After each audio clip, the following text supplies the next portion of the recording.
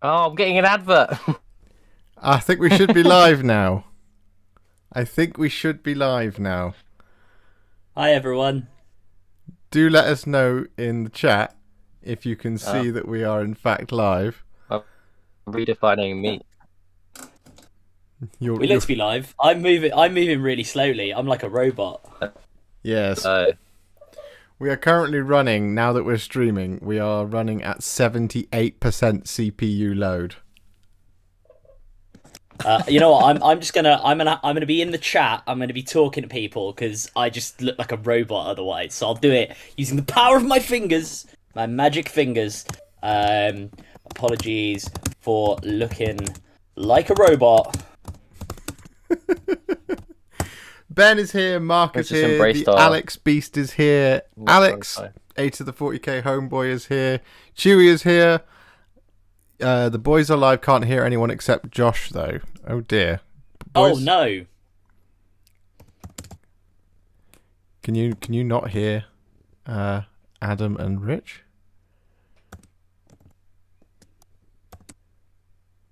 Is it just me? I can say something. I am talking now. This is new We're the ground. best one. You are the best part of that. Bottom left, I can hear. I think that's me. I'm bottom left. My. Oh, sound is fine. He only had one earphone in. You can You hear are it all of excused, us. Chewy Oh, Zero. okay. That is some classic tech issues. Oh, I can hear myself. Turn it I off. also apologize for like the weird downward view you have of me. My like webcam that I use just doesn't work with what we use to do the stream. So you get this I kind like of looking at your hello, beard. here is my chin view. Oh, you like looking at my beard? That's nice. That's good. Emily is here as well. Hello, Emily. Everyone Hey, can Emily. hear everybody. Right, that means this is going to be exactly like when we record this. The beginning is going to be weirdly disjointed, and then I cut it all out, and then you get the super professional welcome to A Tale of Many Warhipsters, Chapter 8. Welcome, welcome, Hey. everybody. We're doing it live. We're going to give this a go because we thought this would be fun, and you get to react along with us. So do drop your messages in the chat and talk about how awesome all of the submissions we've got this month are, because there are some real doozies. And I've got a bunch of videos and things that hopefully will play. So, for example, the intro, I hope that worked. And then, of course, I've got the deadline video, which will pop up over the top of our faces like it normally does, hopefully, if all things Yeah. go to Oh. plan. God, And I think we should use this as an we're opportunity. really leveling up. Oh, yeah. I think we should use this as an opportunity, Josh, to plug your current GoFundMe as well, because people in the chat who are watching, like Josh's computer it's steaming, it's kind of chugging along. He's put some coal in it, but it's kind of getting there. So give generously so that we can do more like this, and you can see us make an arse of ourselves. Well, certainly for me anyway. Live on a more consistent basis. Absolutely. And the other thing I want to quickly talk about before we get into the Tale of Many Warhipsters is, I don't know if you guys have read the description, but in the description I've dropped a little bit of information about a charitable initiative called Project Guardian Angel. It is an initiative aimed at saving the most victims of the ongoing conflict in Ukraine. From the beginning, it was financed by private funds of project participants, former soldiers, security guards in high-risk countries from Poland, Belgium, France, the Netherlands, Australia, and the USA. Their task is to evacuate people who are not able to reach a safe place on their own from the war zone, and to deliver products to frontline hospitals for young children most exposed to the effects of the fighting. During the first 7 operations they have conducted, they have managed to evacuate 37 people from Kharkiv, Mariupol, and Kyiv region with private vehicles, but the scale of humanitarian needs is much greater, which is why they are currently collecting money for the purchase of additional Toyota Hilux/Ford Ranger vehicles that can be used to expand the scale of their operations. There is a link below in the description. I hope it's there. If you want to read a little bit more about what they're doing and see what they're going up to, you can follow the links below. And do do check them out and give them all the support you can, because they're doing amazing work. And the reason I am talking about this is because it is a member of the Warhipster community who is currently doing this. So yeah, we are the best community in the world. So let's pull together and get behind our friend out there. I'm not going to name his name for security reasons, obviously, but you know, do make sure you give that some support. I've got an itchy nose very suddenly, which is really bad. Right, it's dealt with. So on that note, again, do check out the descriptions below. And well, are you gentlemen ready to look up some fantastic Warhammer? Yeah, I'm just going to crack open the beverage to enjoy while I look at the beautiful work that the community has done, and also my stuff. So yeah, let's go. Let's go. Our stuff. Okay. Yes, let's do it, team. So we'll do what we always do when we record this. We will tell you guys that we are going to do Tale of Many Warhipsters Chapter 8 in 5, 4, 3, 2, 1. But no clap this time, no matter how much Rich likes it. No, you need to do the clap. Sorry. Okay. Now we are live. We are live on the clap of the Tale of Many Warhipsters. As you can see, we start with 5 out of 10 as per usual. As is now the tradition. We start with myself. We are starting with the Custodies. I have 2 pictures this month. And yeah, so this month I finished off over on the right. You see the 3 custodian guards? That's what I finished. But I like to do family photos. So I've got all of my finished custodians together. And, well, they look pretty damn spicy. I hope you all agree. They do. They do look very spicy. Do look pretty good.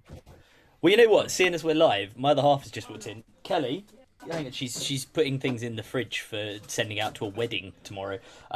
Some delicious Nanaimo bars, which are a Canadian thing. Google them. What do you think of Josh's Custodies here? Because I give my opinions on this every month. People don't want to hear from me. People in chat want to hear from you. What do you think of those? Who's doing That's that? Josh's. Look at them. They're all right. They're all right. 5. Would you say 5 out of 10? They're all right. They're amazing. Oh my god. Sorry? I said they're amazing. Give me a break. Jeez. Yeah. Unlike the crap you produce. I know it is unlike the crap I Do you produce. have Well, people the viewers are going to get to see that very shortly, so don't worry. No, they are wonderful, Oh Josh. my gosh, They're amazing. incredible. Yeah, I mean, the fact you can replicate the box art is just stop it. It's offensive. Well, I shan't I stop really like it. the gloves. Thank you. Thank you. I'm really pleased with the gloves. It's And just the rest of Cygor the brown. the gloves, yeah. Oh, okay. Just Cygor Yeah, brown. it's a bit darker than snakebite leather. Alex says it's a 5,000 Bit like- point army. It's nearly a 5,000 point army. No, I'm very pleased. No, That's a massive one. No, they are very cool. You know what? I must say, I particularly my favourite, and I know the Custodians on the right hand side, as we're people looking at the screen, were the ones you've done this month. But my favourite, actually, out of all of them, is the Sisters of Silence, because I think the way you've replicated the armor color, that kind of like off gold bronze, it's very impressive. Also, because I followed your tutorial to do them, and as with all of your tutorials, I was pleasantly surprised at the quality even a sort of goblin-like figure like me was able to produce using them. So no, they are excellent, mate. Fantastic stuff. Yeah, thank you very much. The chat is saying very nice as usual, because I think they're as tired of seeing my miniatures as you guys are in this. So we'll move on to my next picture, which is it's the next stop on my competitive gamer tour. We have the Tau Empire. So, as promised last month, I finished off the unit of Fire Warriors. But I have also, as you may have seen the tutorials on the internet for them coming out, Shazvray Lakoma from the Exodite makes an appearance in my Tau Empire force, as does an Ethereal right there, front and centre. And of course, I finished off the rest of those stealth suits that I also hate painted Ethereals. live. you hate Ethereals. Why do you hate Ethereals? Because I'm now a Farsight. Of course, yes. Here we have the meta tracing corner. No, kidding. You wait till we get to your amazing. slides. Thank you very Yeah, I much. was going to say, wait till we get to mine. I'm getting the hypocrisy in early. I just thought I'd do that. That's fine. No, they look really good. And again, and I've said it before about your towel, so I shan't go into detail, but it's very nice to see the OG ochre towel sept color scheme again. Yes. In numbers. I know because people don't tend to do it. There was like a lot. I've seen a lot of Borcan. Like mine, I use Space Wolves Grey on mine, so they're kind of like an off Borcan, I guess, kind of color scheme. But I had I didn't think it was the original Tau Codex because I can't remember whether they were third or fourth edition. But I had the old one, the one with the one they've replicated essentially for the current codex, right? With the crisis suit descending and sort of all the Tau at the front and Fire Warrior sort of firing off his pulse rifle, and they're all in the OG Tau color. So this Josh brings back some very nice memories for me of me. Well, I mean, I've still got one of the crisis suits I put together there, and he's daubed in about 3 inches thick layer of white, what I assume is Korax white paint. So brings back memories of me trying to sort of give that a go. No, I'm very glad. You'll be pleased to hear. I like the stealth suits are different colours. Really adds like a proper different part to the army. Riptide? That's a Riptide. It is a Riptide. Tasty. There you go. So there'll be a video for this. There you go. You're not a meta chaser because Riptides aren't actually that good anymore, but they're still pretty good. But until the balanced data slate happens, right? Now we've had the Tau Empire. That's me all done. Thank you very much, guys. We can move on. Yes, my 2 collections are very much in swing. The 2 things I will be doing for next month are going to be, hopefully, is going to be this Riptide, and I will finish off this Shield Captain as well. So yeah, I'm looking forward to it. It's quite a small amount, but it's more than enough to take my armies up to 2,000 points. So no, not quite. So moving on, are you ready? Should we move on to the actual heroes of the piece, the rest of you, rather than me showing off? Are you ready? Yes, yeah. Let's do it. Okay, Rich, go gamers. as per usual, you know what's coming next. It's you first. So no pressure. no pressure at all. But here we are. We have a Valkyrie gunship. It's a Valkyrie, is that right? Ooh. Yes, that's a Valkyrie gunship. With the effect you taught me, which is stippling the bejesus out of it, because it's a lot easier to paint vehicles like that. So really I went nice. full red tiger camo. This one's got all its headshots, and I'm really happy with how it came out. It didn't take long at all. It's probably a bit brighter than I intended, but I kind of I really like it. So it's gonna be quite fun to play with. That's awesome. That looks so cool. Did you put? Sorry, question. Your pilots, are they by any chance wearing like what I can only describe as rebel helmets from Star Wars with like a white helmet with 2 red stripes on it? Is that what you were going for? No, they look awesome. Yeah, it was. I think like a couple of days before I painted it, I'd watched the latest Top Gun Maverick trailer.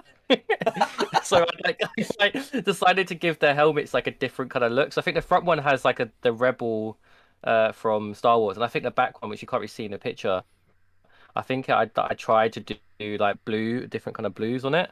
But yeah, I'm just inspired by movies. That's basically what it was. It's really cool. So, yeah. It's really cool, mate. And I'm getting major COD Modern Warfare 2 Tiger camo vibes, which I love. Yeah, it was quite fun.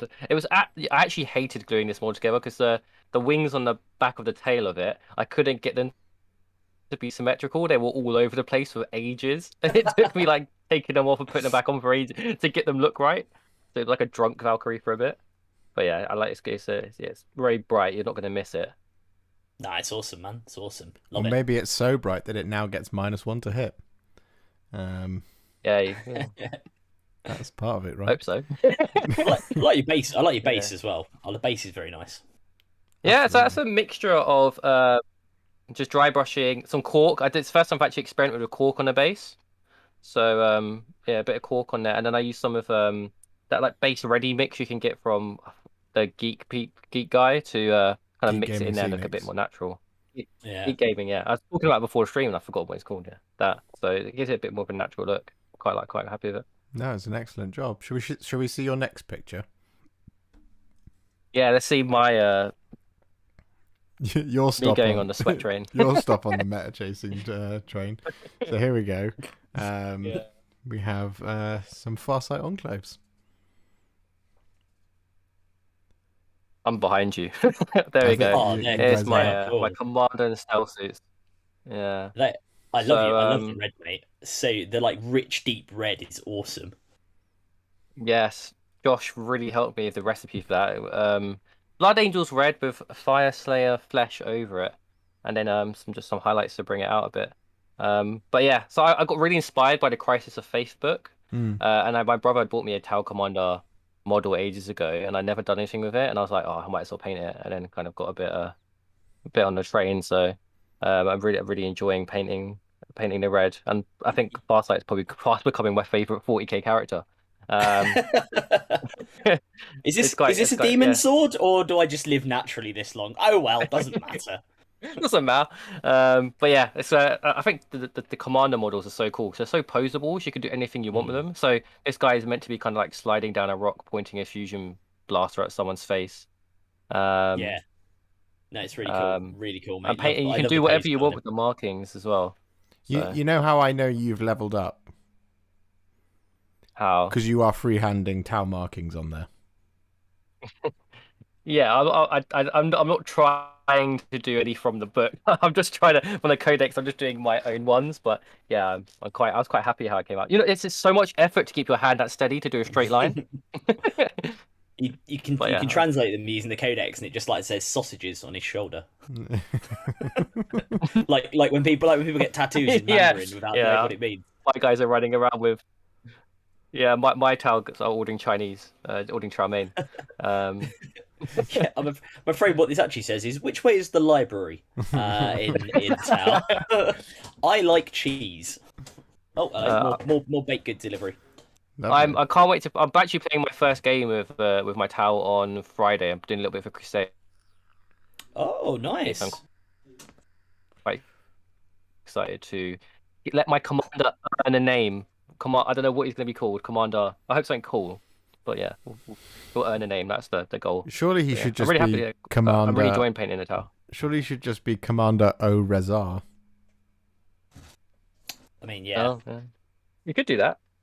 Because it's just you in a What mech. would be his like? Because they have a commander like Chaz O whatever, but then they have like the cool name like Commander, Shadow Sword or whatever. Even though that's its name. I mean, given it's your Crazy. given it's your commander, Rich, I think it should be like Commander Smashface or something. Also, because he's Commander- Farsight, right? Like he wants to get up in your grill with his fusion. Yeah. So that I need to get the Farsight model, but this one's gonna be my own one.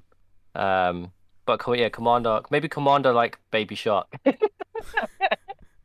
You've got some suggestions in the chat there. You've got from Mikey's Wargaming Commander Close Sight and Commander Prime from A to the 40k Homeboy. Yeah, I like them that. both. You could Commander Close, man. You could just call him, and I'd be interested to know if there's anyone in the chat that is in Germany or a German-speaking country. Be interested to know if Commander Farsight is indeed called Commander Fernseher in German, which would just mean TV, because that's what that translates as, weirdly, in German. Farseeing, Fernseher, is Farsight. So, there you go. Commander Television. There's your answer. I like it. I like it. All right. Thank you very much, Rich. You've done an excellent job No worries. following my Oh, Thank instructions. you. Shall we? Shall we move on to the next one? Yes, Go. let's go for it. Let's go. All right. Please don't be offended by how I've labelled this picture. Is this directed at me? It is directed at you because, Of course it's directed at me. um, Sure. Okay, alright, let's go. Let's go. because So excited for this stuff. I have a rep now on the internet. A number of people have said, "Wow, you're really worried about that book," and I am, but Right, listen. The Tyranids are a hungry man in a meta that's a buffet. All right, that's all it is. That's all I'm gonna say. If anyone remembers the Custodes hammer nails thing, that you'll remember that from Reddit. But yes, these are my Tyranids. People on here will know I've been collecting Tyranids for quite a while and painting various ones, and these are the most recent additions to my Tyranid Hive fleet. hastily pictured this evening. Actually, it's a little bit behind the scenes because I forgot to submit anything, and I've been busy at work. But yes, this is a Morlock, which is the sort of big sneaky dude.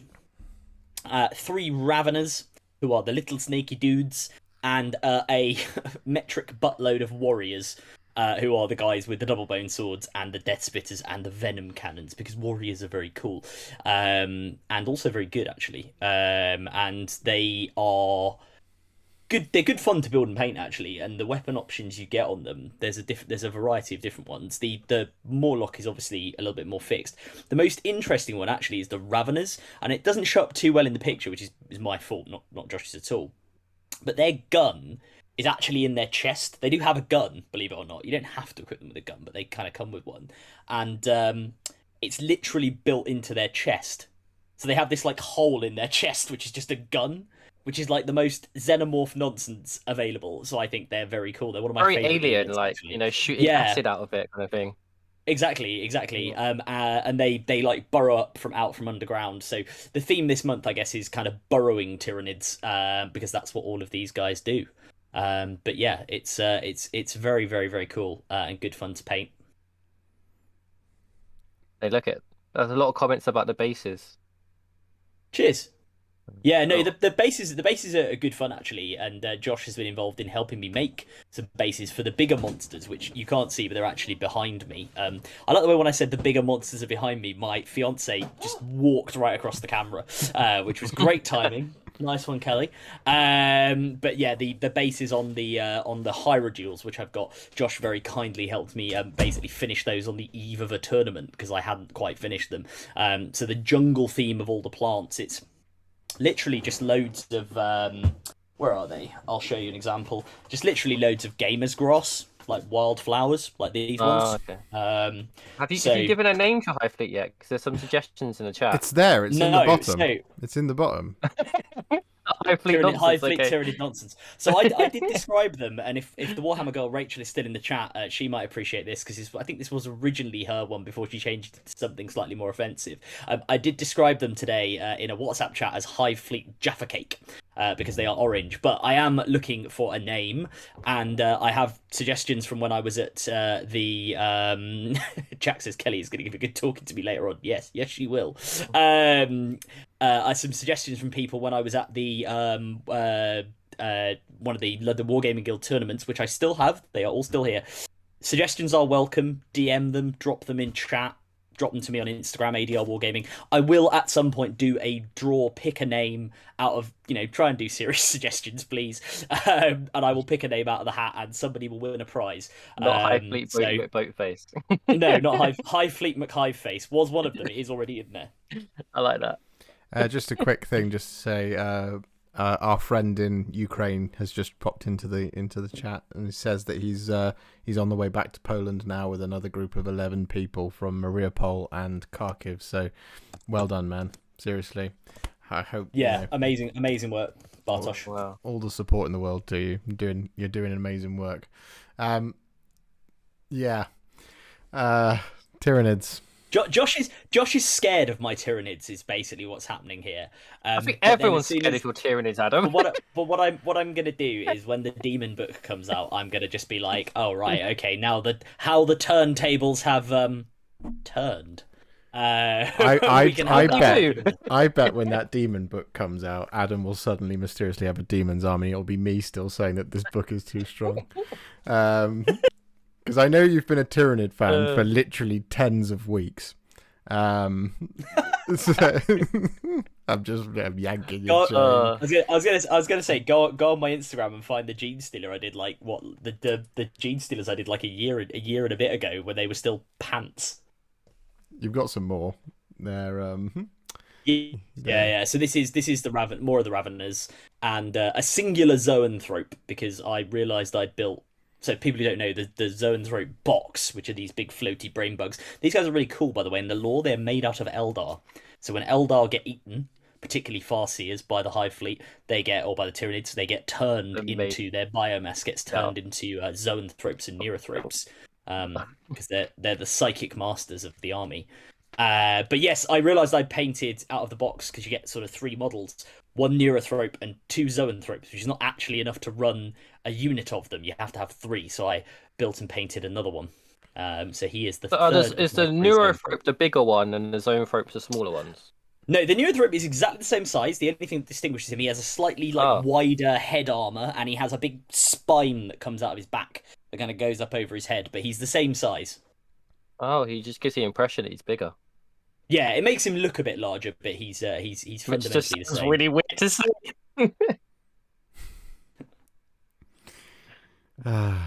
I like the way you do the like kind of armor plating, the chitin really works.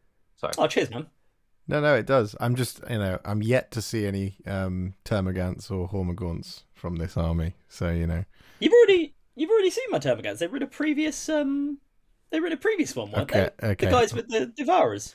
Hormagaunts and Mucilid spores then. I don't own any of you. I don't own any Mucilid spores. I can paint plenty of spore mines for you. I demand Mucilid spores. The spores are really good, aren't they? In the Codex of you. Yeah, they're all right. I mean, look, in the no, they balance out the whole book with how bad they are. For the next month, I will have some Carnifexes, some Venomthropes, and you know what? I will have a Tervagon and some Termagants to keep Josh happy, and some Hormagaunts if you want. I can probably do some Hormagaunts. Can you do 90 Hormagaunts?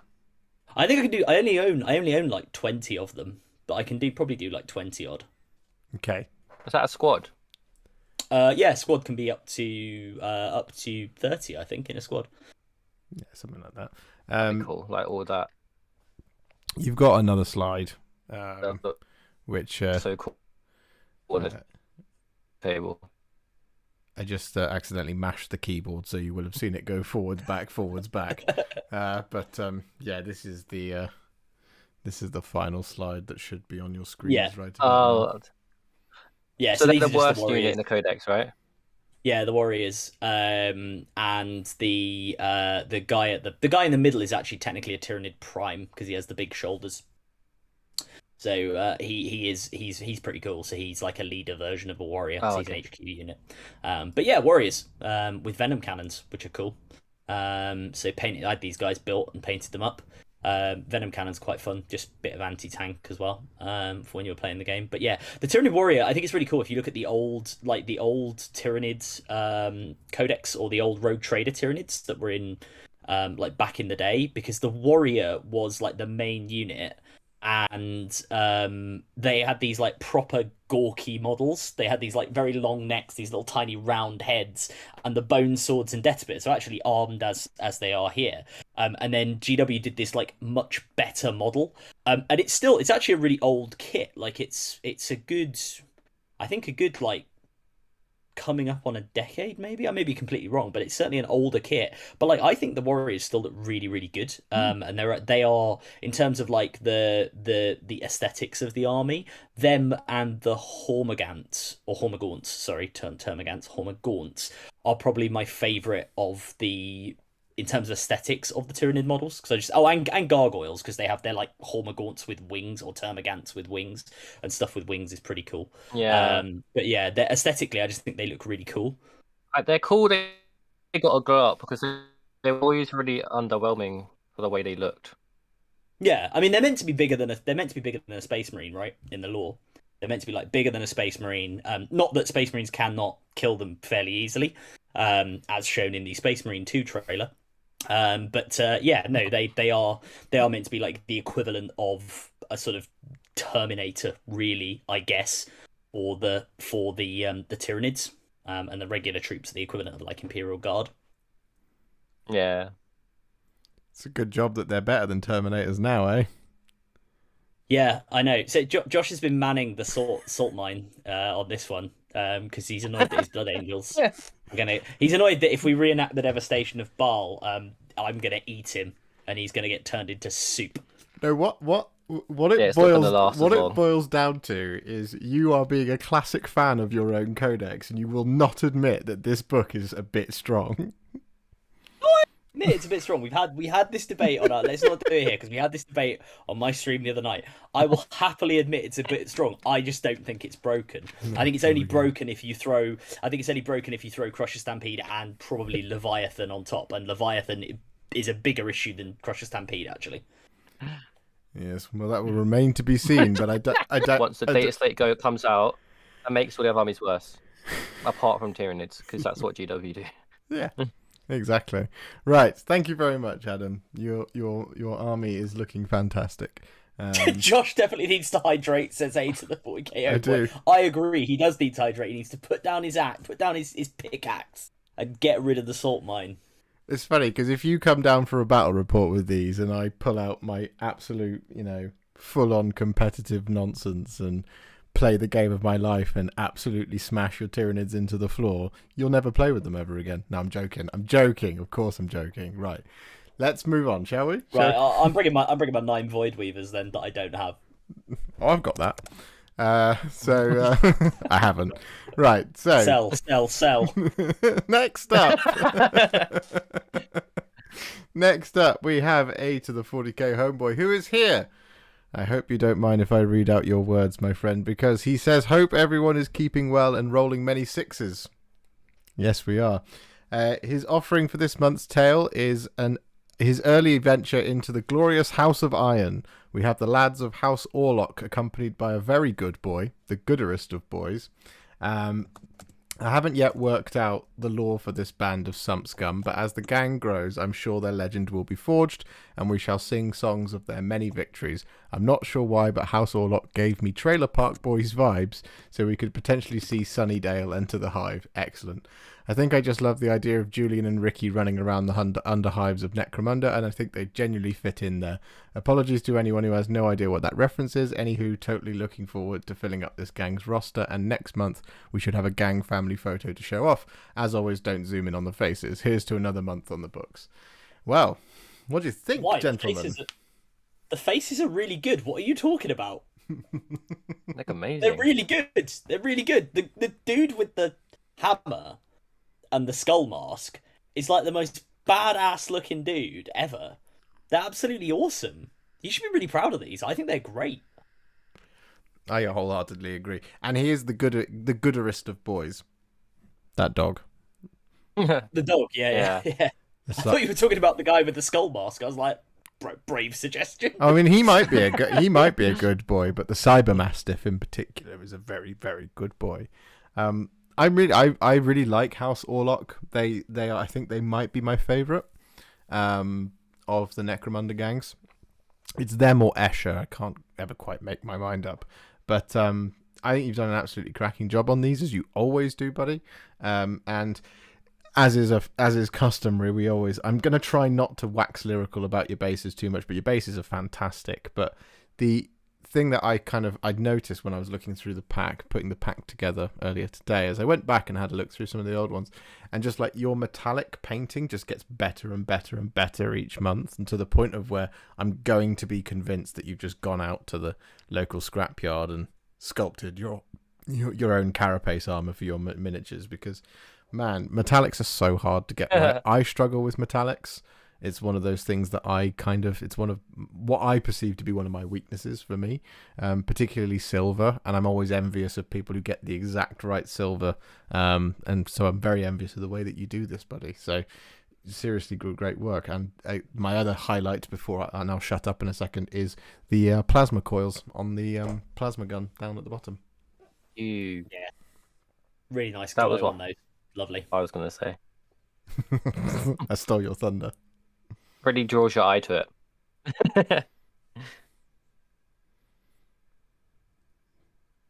I like the guy with the jetpack as well, coming in with the knife. I just like the way he's posed. It just looks very dynamic. I must admit I don't know a vast amount about Necromunda. But because I know, sorry to go off on one about Necromunda, right? Orlok are the big tough dudes, right? Escher are the all-female gang. No, Goliath are the big tough ones. Orlok are. Oh, Goliath are the big tough ones. Okay. Right. Okay. Yeah, no, they're really cool. Again, I'm still fixated on angry skull-faced dude with the claw hands. I I believe. didn't know white and Aphomatic Blue did that. Hmm. Seems Yeah. really obvious now. Yeah, I kind of struggle back and forth with Aethematic Blue sometimes. Sometimes I really want to use it, and sometimes it just doesn't feel right to me because I quite I like a slightly darker blue. I often, as you guys know, when watching my videos, I often default to thinning down Talassar Blue because I actually just prefer the tone of it. But I see others use Aethematic Blue like this, and I always go, oh, I've not given that paint enough of a fair shake, I'm pretty certain. I always seem to end up using it on models that are primed in Very Wraithbone. lightsaber blue. Yeah, very lightsaber blue. I would agree. It looks fantastic. He's got another slide that I'll put up on the screen for you now. So this is the picture that I subtly deleted earlier from that page that was covering up the early ones that nobody noticed or said anything about. So thank you very much. But here they are all together, and they look like a proper gang, which is exactly what you want. I've again, sorry to go back to Skullface Man, but I've also noticed he has quite a like dapper haircut, and I'm quite enjoying that.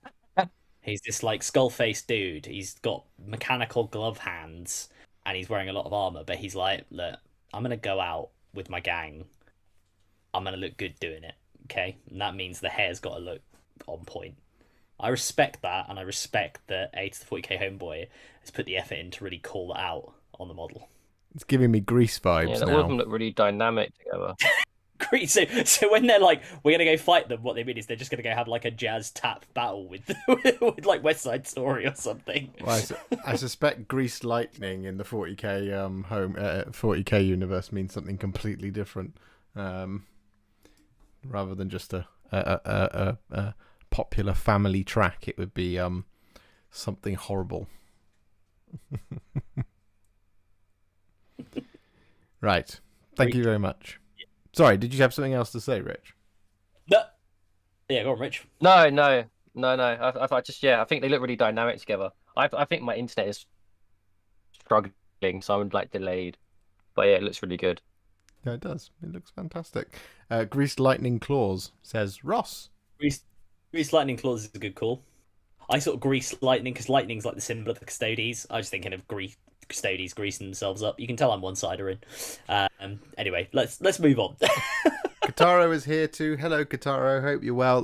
Moving on now. What we have mostly harmless minis, otherwise known as Alice. Here she is with her Night Haunt, and she has said it is her second submission and second ever unit of models.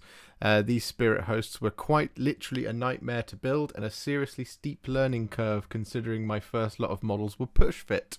Luckily the painting part was easy in comparison and I really like how these came out. I'd love to try them again with a different colour, but that would involve building more of them. As always, thank you to the Warhipster for his suggestions and advice. Best wishes, warmest regards. Yeah, there we go. Spirit hosts. Watching these come to life is always painful, but seeing it firsthand was quite an ordeal. They look amazing though. They're so spooky. I do love spirit hosts, but building them is an absolute tactical nightmare. No, they're awesome. They're awesome. 10 out of 10 spoopy. They look suitably ghost-like. And I'm a big fan of the aged metal on the like weapons as well. Just looks really cool. And also plus 10 points for the little flowers on the bases. Well, that choice, I know why that choice was made for purple flowers. Purple flowers because she was reading the Night Haunt battle tome and they constantly talk about amethyst magic. Is that right? This is constantly going on about. Basically, they say everything in Shaiish is purple. So she was like, oh, I need to put some purple flowers on the bases. And there you go, purple flowers. An army designed entirely by the artist formerly known as Prince. Yeah. I really like the spirits coming out, the skeletons. They look really cool. Yeah. Like the way it just comes up and goes out of it. And the highlights are so good on it. Yeah. I only did like one or two of them. No, I didn't do any of them. Stop it, you. Stop it. You're not allowed. But you did. Right? This is Alice's work and they look bloody good. And you just put your contrast paint down. A 10 out of 10. 10 out of 10. Yeah, I'd say 10 out of 10. 10 out of They're 10. awesome. Good. Are those on the base on the kind of I guess the left of the screens I'm looking at? Are those like the melted wax candles, the red Yeah. ones that are on the? Yeah, they look really bloody cool. Mm. How is this your second model? My second model looked like I dipped it in Agrax, and that's about it. Well, she dipped these I in think I Hex-Ray destroyed my Flame. second model. Yeah, but they're ghosts. You're allowed to dip them in X-ray flame. not like me using Agrax on my finger like a finger paint. That's how I still paint my models now. Right. We can tell. I know. 5 out of 10, right? So there we go. Thank you very much, Alice. So, ready for the next one? Let's go. Yes, sir. There's a whole lot of Age of Sigmar this month, and it's my Oh favorite. my word! It's my Any favorite. dragons? In it, yeah, there are some dragons, but first up, we have Lyrior Uthral, Warden of Yometrica. This is Dave's work. Dave Hall says, "Hope you're well." I am very well, thank you, and I know that you're in chat today, so hello. First up, his first submission is Lyrior Uthral, Warden of Emetrica, for his Lumineth Realm Lords. He only just missed the deadline for the last tale, which is why I seem to have got quite a lot more done this month. He's got loads this month. He's particularly happy with the way the opal effect on the ether quartz gems worked. I've done it on all my Lumineth. It didn't really work that well on the smaller gems, but on these larger ones, it really seems to make them pop. This takes his Lumineth army to 2,000 points, and he's still got some Alarith units to do, Avalanor, the Stone Mage, and the Stone Guard, but he got distracted by the next model, which I'll show you in a minute. But first, bask in the light of Emetrica, Lyrior Uthral, the Warden of Emetrica. There he is. Isn't it a stunning model? It's just beautiful. It's beautiful. It's beautiful. The color contrast between the pale armor and the pale, forgive me, I don't know what that the mount is called in Age of Sigmar, so I'm going to call it a fun horse. The fun horse. Whole lot of horse. Yeah, exactly. Horses to be And won. the horse, yeah, what a whole lot of horse. No, the contrast between the pale colours on it and the white armour, and then the like really vibrant blues and reds is lovely. It really makes the model pop out, and I'm a massive fan of the way you've done on the crest. You can clearly see those like stripes of the darker blue and the lighter blue being very, very clear on it, and it just looks fabulous. I think it's fantastic, Dave. Honestly, absolutely fantastic. And the opal gems as well. See what you mean about those. Really, really nice. The way you've got the inside the banner so neat, it's amazing. Because whenever I try and do that any sort of model, I always mess it up, and it just looks a bit naff. And you've done it so clean; it looks really good. And like white and cream, that like cream color on the skin and some of the armor, the bone color, I guess. That's really hard to do and get it smooth like that. Like that's really lovely. It's so I mean, Kataro in the comments has said it right. It's very, very clean. And it looks lovely and like naturalistic as well. I think it's fantastic. You should be very proud of that, Dave. Even if you were distracted by whatever amazing nonsense is about to come next and like blow this out of the water. Oh, you have no idea what's coming next. No, I echo all of those sentiments. I'm big fan of this model, and you've done it absolute justice. And yeah, the ether quartz right there on the harness, you can see the big one. The sort of very pale blue shiny gem. It's very, very nice. I can't remember what the names of the mounts are either, but a lot of people just refer to them as camels. They're not camels, but they're really, really good. I'll show you the next thing. Why is yourself so angry? His mount's got the hump. Anyway, sorry, moving on. Hey, I'll show you the next one because oh boy, here it is, Krondis, son of Dracothion. He is one of the big dragons. Obviously, Bloody hell! one of the main named ones. He is far bigger, Dave says, He doesn't than love a dragon. anything he's ever attempted before, and was pretty daunting to start with. But once it got going, It went really well. I'm super pleased with the end result. Thanks so much to me for the great tutorial. I followed it pretty much to the letter, apart from the very minor tweaks to a couple of the mixtures. It's what gave me the confidence to get started. Dude, you've absolutely crushed it. And watching this come together as well, just sharing it in the Patreon, it was absolutely fantastic. You've absolutely crushed it. I think it looks amazing, buddy. Look at the inside of the eye. Mm. Look at the eyes. Yeah. Like I've painted this model, and that is just insane how you've done that. It's amazing. No, it's beautiful. I mean, yeah, I'm not often that I'm lost for words, as you can tell if you've ever met me, but or listened to me in any capacity. But yeah, that's amazing. My bloody hell reaction there was 100% genuine. I mean, that's like what I would expect to see listed on Warcom. You know, when they do those articles where they show how people have painted them. I mean, that's the level we're talking. Dave, that is absolutely wonderful. And whether it's used in a different game tones or of the blues. yeah, just as a display beautiful. piece. I mean, it's just fab. You want to see something that's really, really impressive about this model? It's the next slide. And this sounds like I'm being a bit of an arse, but I'm just going to dwell on this slide for a little bit longer because, you know, everyone bask in the majesty that is Krondys, son of Dracothion. But on the next slide, I've got a picture of the back of the model. And dare I say it, Dave, I think you've done a better job of the back of the model than I did. Because I'm seriously impressed by this. So I'll pop it up on the screen just here. And what you should see is a ridiculously clean outer scale of Krondys, son of Dracothion. It's absolutely stunning work. Oh wow. That's remarkable. That's remarkable. Like the change in the tone between the sorry, forgive me, the scalier bits of it, right, and the smooth skin on the wings, I guess. Is it the membrane? Yeah. The membrane. There we go. Right, I'm here to wait, guys. There we go. Much better. It's just fantastic. Like, how have you even done that? Well, He stole it off an actual live bat he said and then put it on. he said he'd done it using my tutorial, but I genuinely think, and I looked at this earlier again when I was putting this together. I was looking at your one side by side with mine, and I was like, I think you've done a better job of the back than I have. Throwing yours in the bin. Yeah, so I immediately chucked it. No, dude, I love dragons. Everyone knows this. Dragons are the way. You've to never my heart. mentioned it.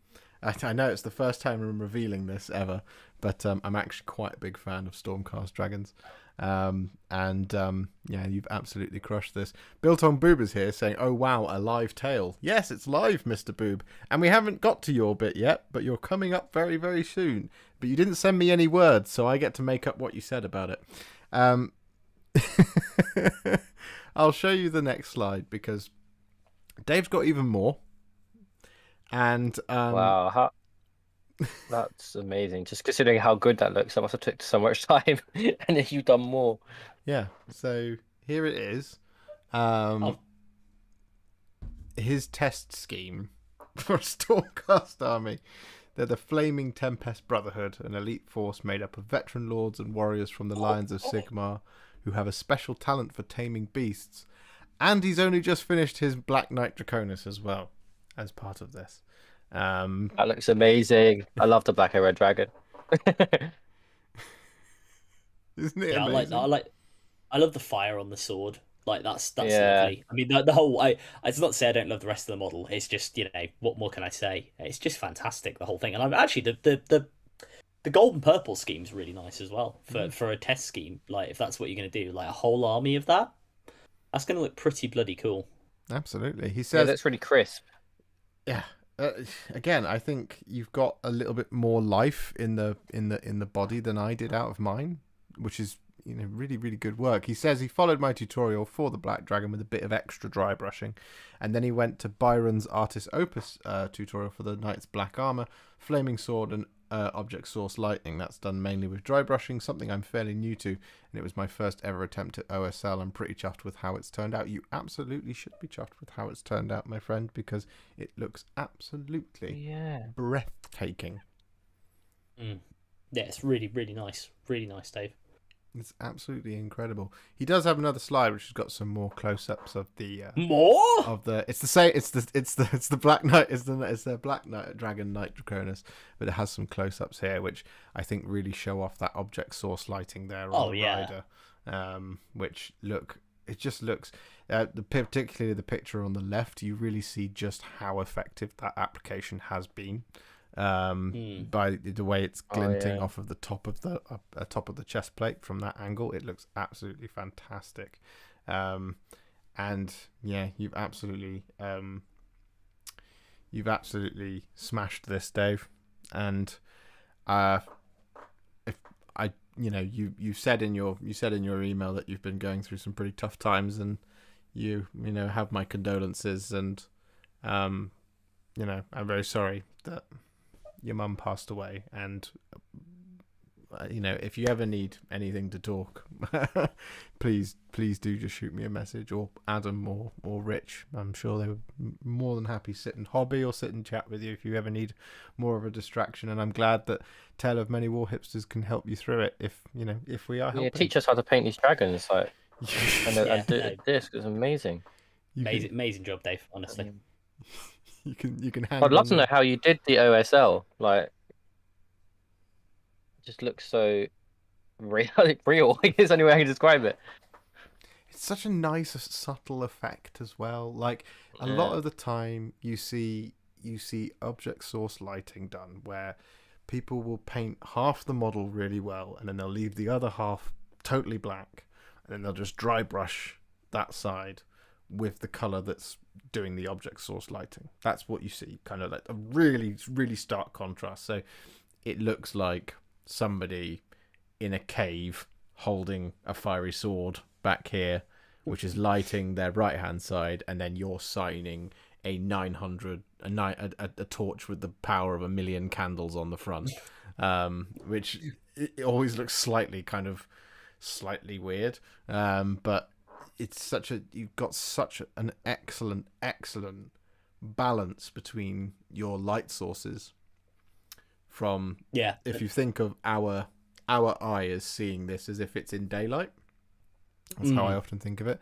So we're seeing this in daylight, and the sword is so bright that you're able to see it flickering off of the edges, rather than I'm seeing it at night and it's illuminating like that corner of the wing and his right hand side. Yeah, no, the dry brushing, and Dave in the chat is very gently dry brushed after I completed the painting. Yeah, and as Josh says, the effect is perfect. It picks up on just all the right edges and the right sort of parts of the model, just subtly enough that it's there.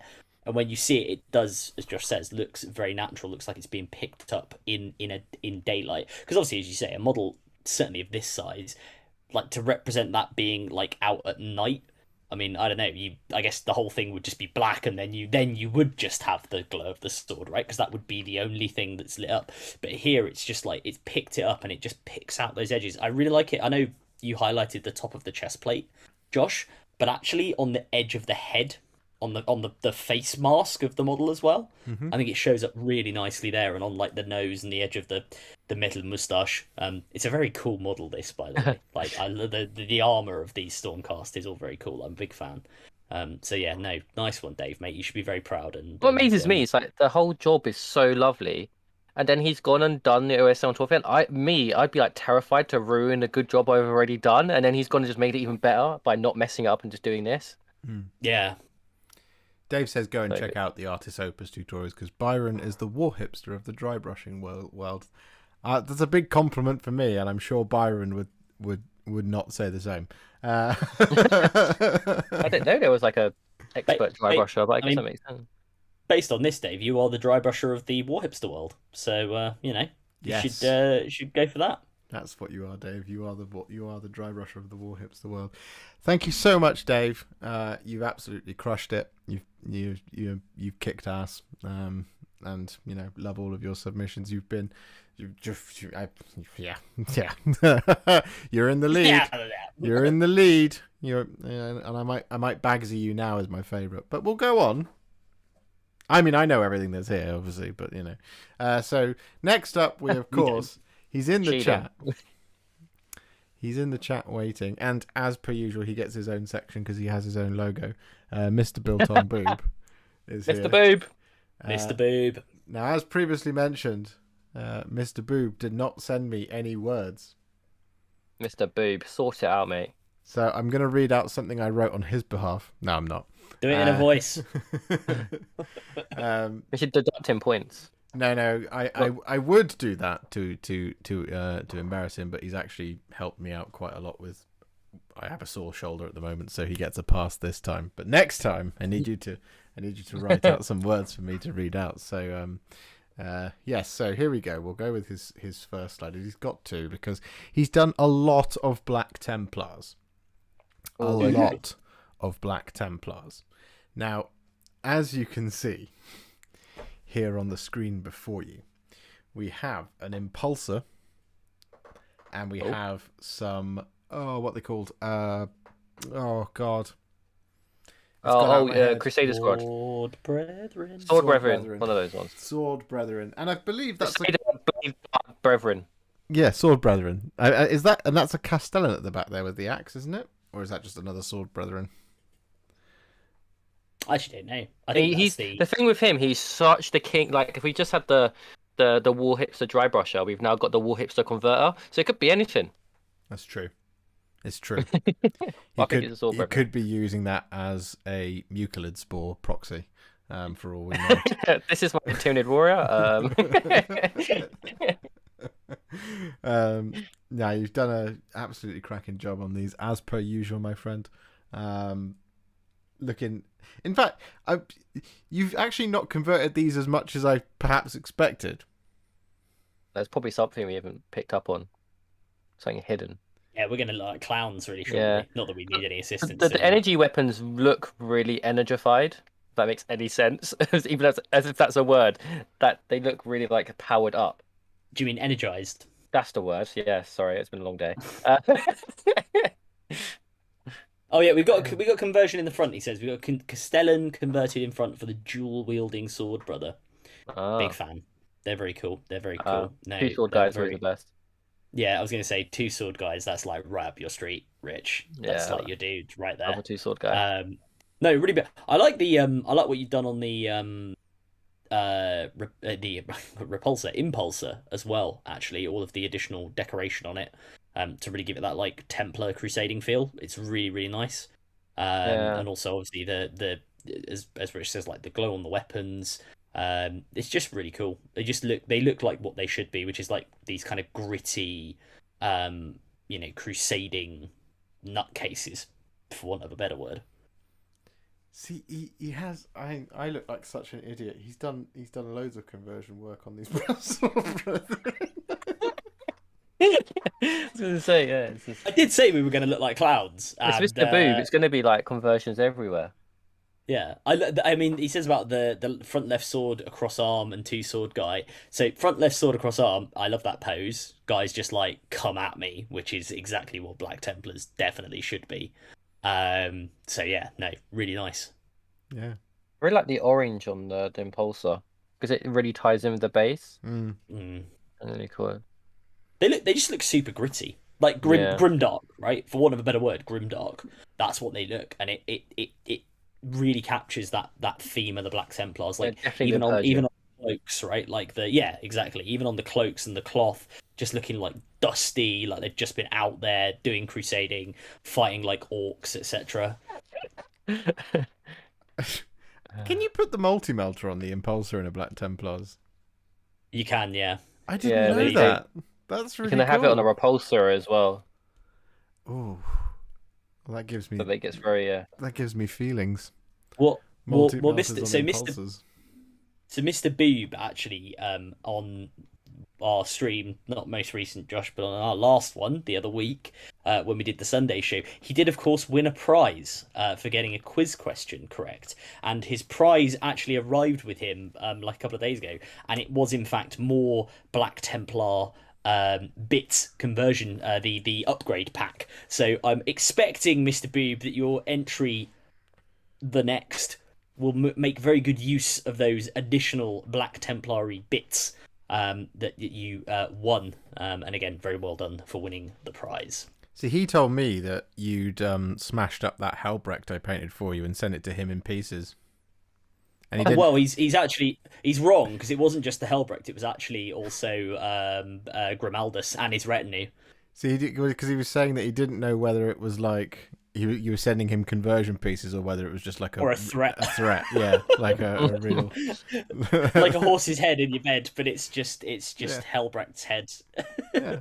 He's got another slide which I'll show you, which is of course a big centerpiece model. It is a lovely Redemptor Dreadnought. Oh, I think I've seen that.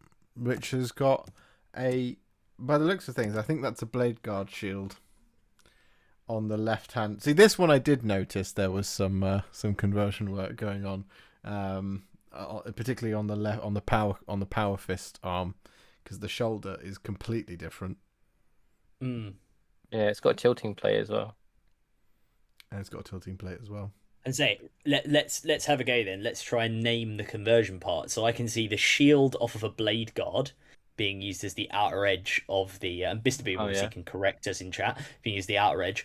Now that plate on top, is that one part of a shield dome from the Impulsor that you haven't used by any chance? Let us know in the chat. Oh yeah, that's definitely that you're right there. That's spot on. Is there anything else? What else can we spot? Anything what else? is the tilting plate made out of? So where did you get that from? Oh, that's a good point. Yeah. He hand casted it with injection molding. He handcrafted it. And is that are those transfers on the other like front part of him, or are those like so? Because if he's painted those, Adams, I'm gonna hurt him.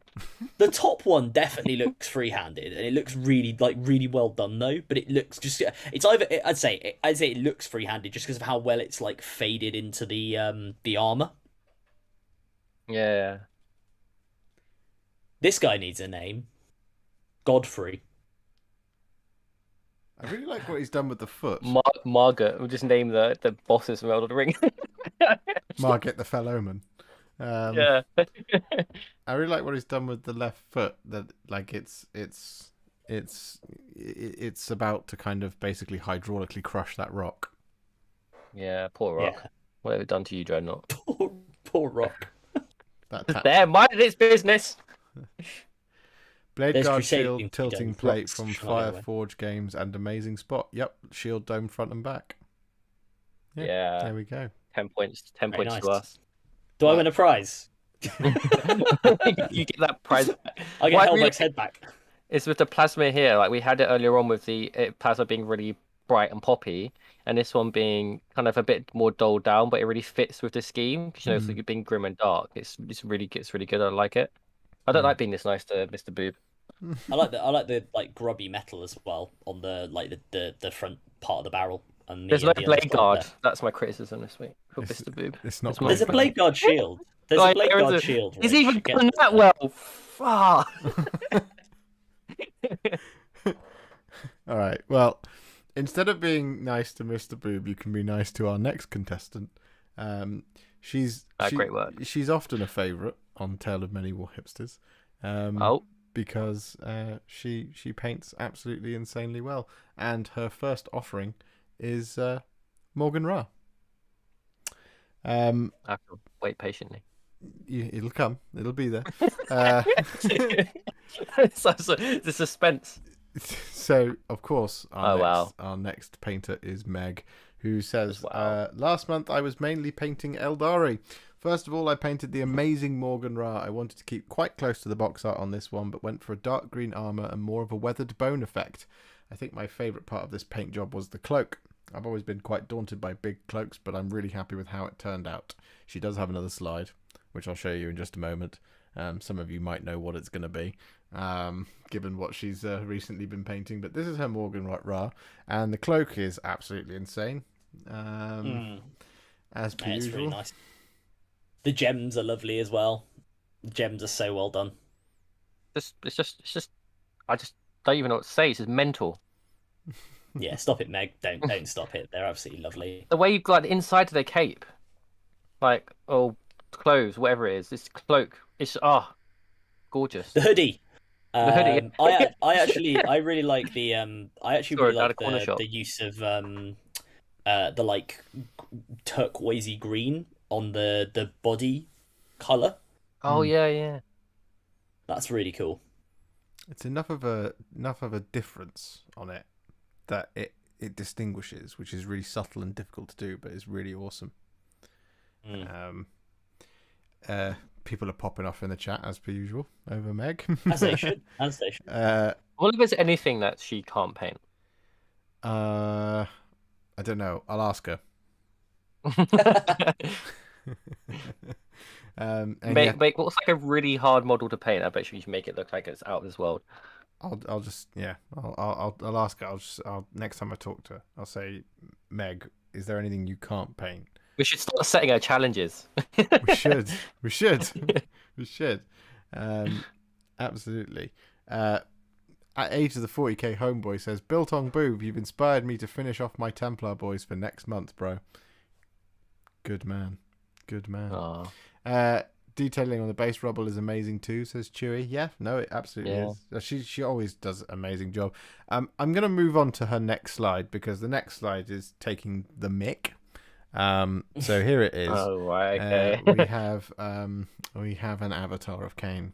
Now, some of you may have seen this on Warhammer Community already, because But holy goodness me, she says, I then painted the avatar of Cain, and oh boy, what a model! Which I think is something I said as well about it. But she was torn between two schemes, but settled on this super bright green boron flame scheme, and absolutely loves it. This was a real pleasure to paint and now has pride of place in our cabinet. Cheers, she says. Better do. I mean, yeah, wow. It's just fantastic, isn't it? Taking a mick is the best way to describe this. And the blend on the flame, like going up the legs, it's just it's perfect. It's just perfectly done. And then with the napkin on the front. The tabard. Well, and the glow on the glow on the napkin that the Avatar famously wears, the napkin of Eldenesh. No, it's just lovely, and you know what? It just shows you, like, obviously the traditional Avatar scheme being,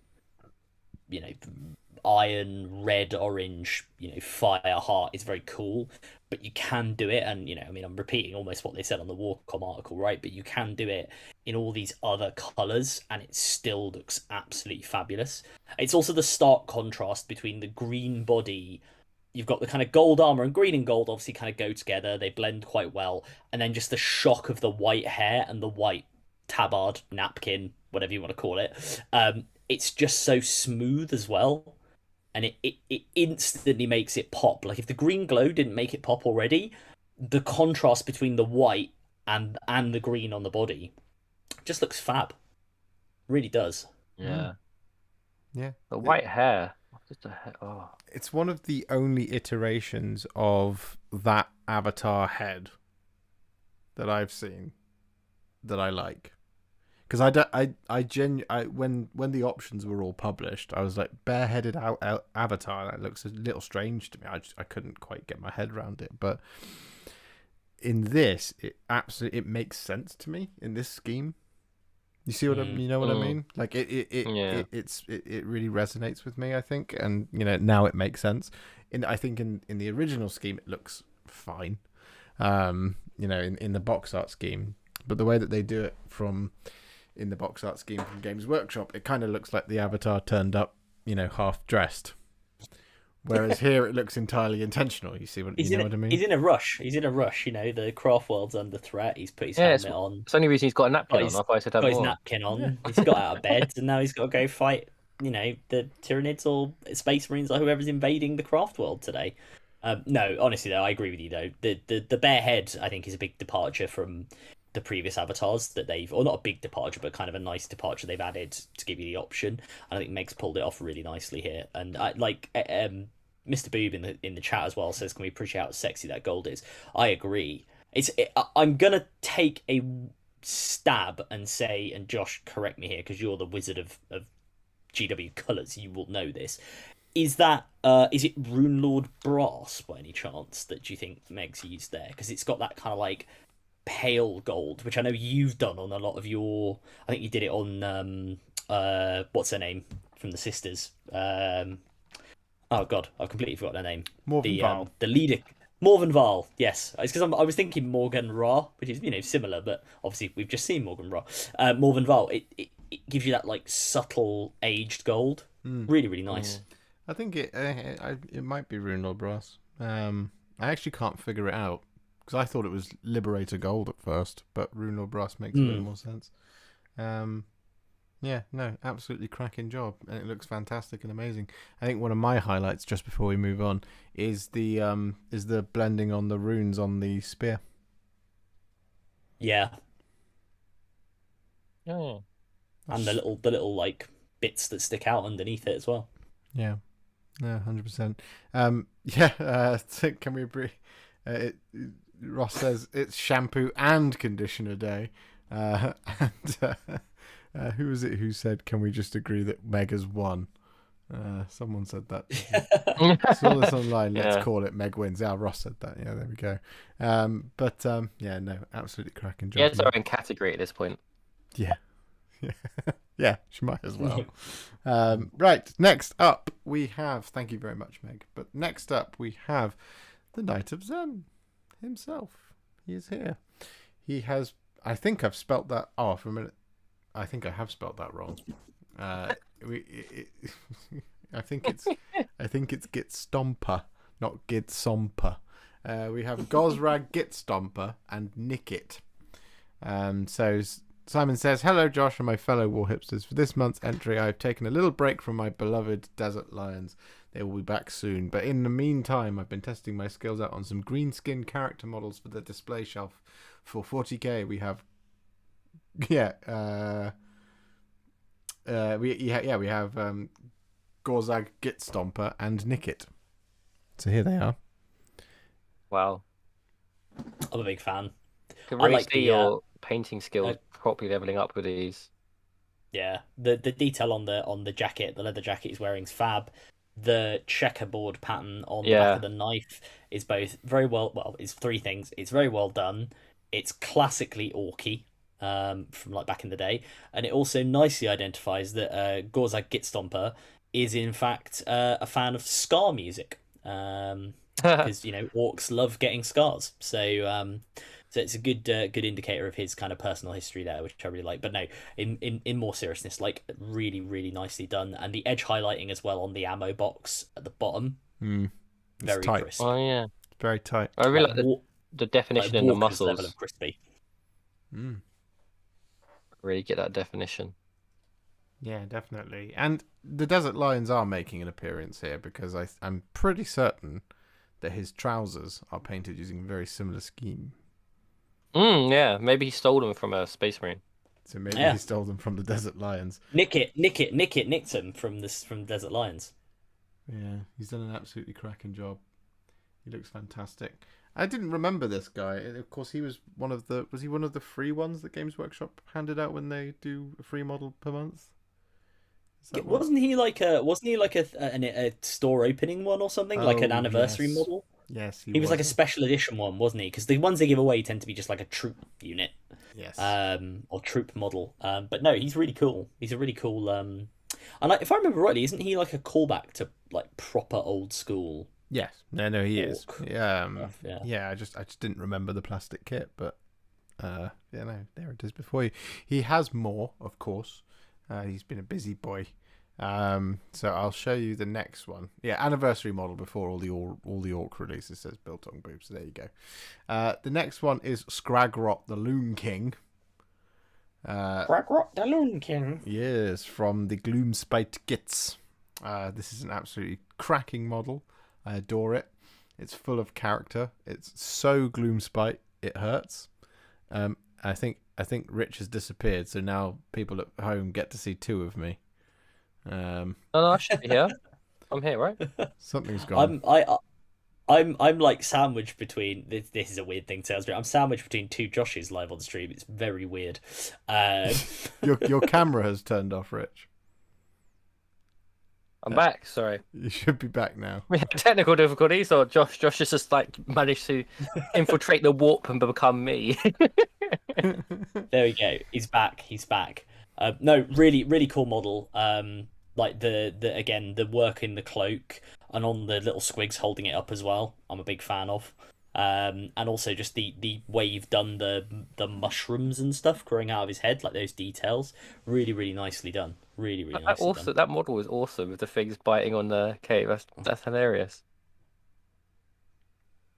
Yeah, no, it's fantastic. It's absolutely fantastic. You done it absolutely. And it's just cracking. Like, it's just really well done. Really nice.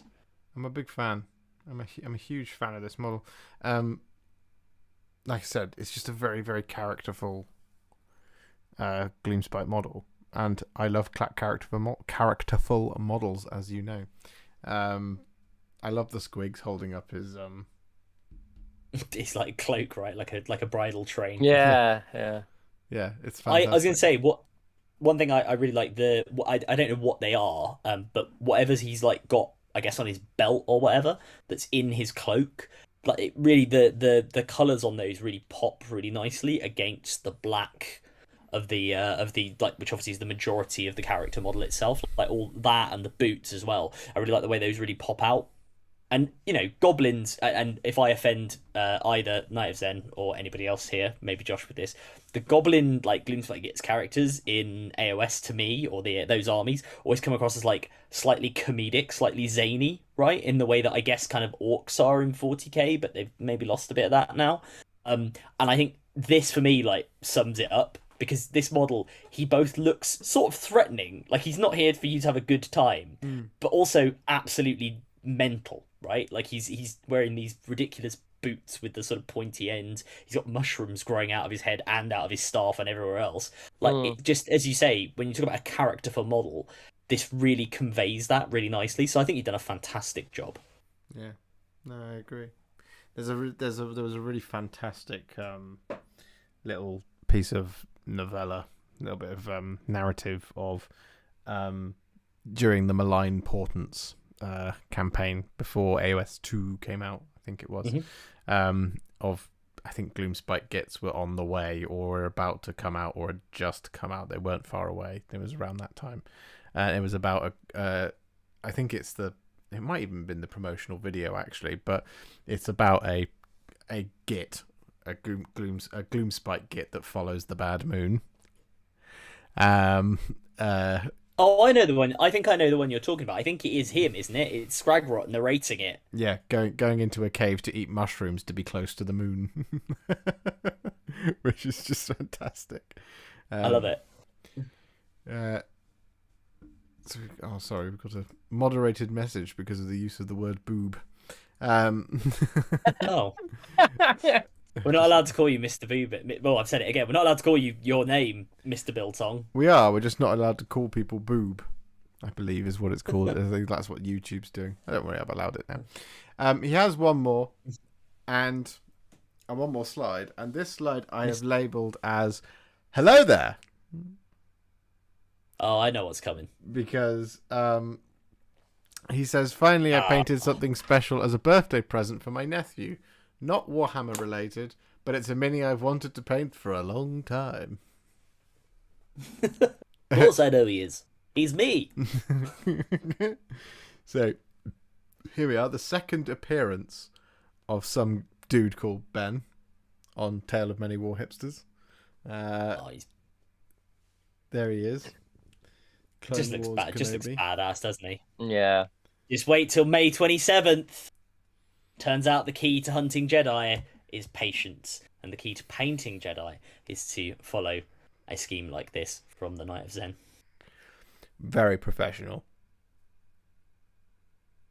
Did you like that? That was a very good that was segue? that was very good. That was a very good segue. That was excellent. That was No. chef's kiss. That was excellent. As excellent as this paint job is. Chef's kiss to that as well. The lightsaber looks fantastic. That's what immediately drew my eye. I like the face. I think the face is brilliant. Yeah. He's also an Like, expert at the tan garb. Yeah, there's the word I didn't think we'd be using this evening. Garb for clothing. I'm a big fan. There we go. Some tan garb. No, I think he looks fantastic. Honestly, it's like proper like Clone Wars Kenobi. He's here to mess up the CIS. I hope there'll be a general Grievous at some point from Mr. Knives Zen. Or Josh should do it. I should probably do it at some point. General Kenobi.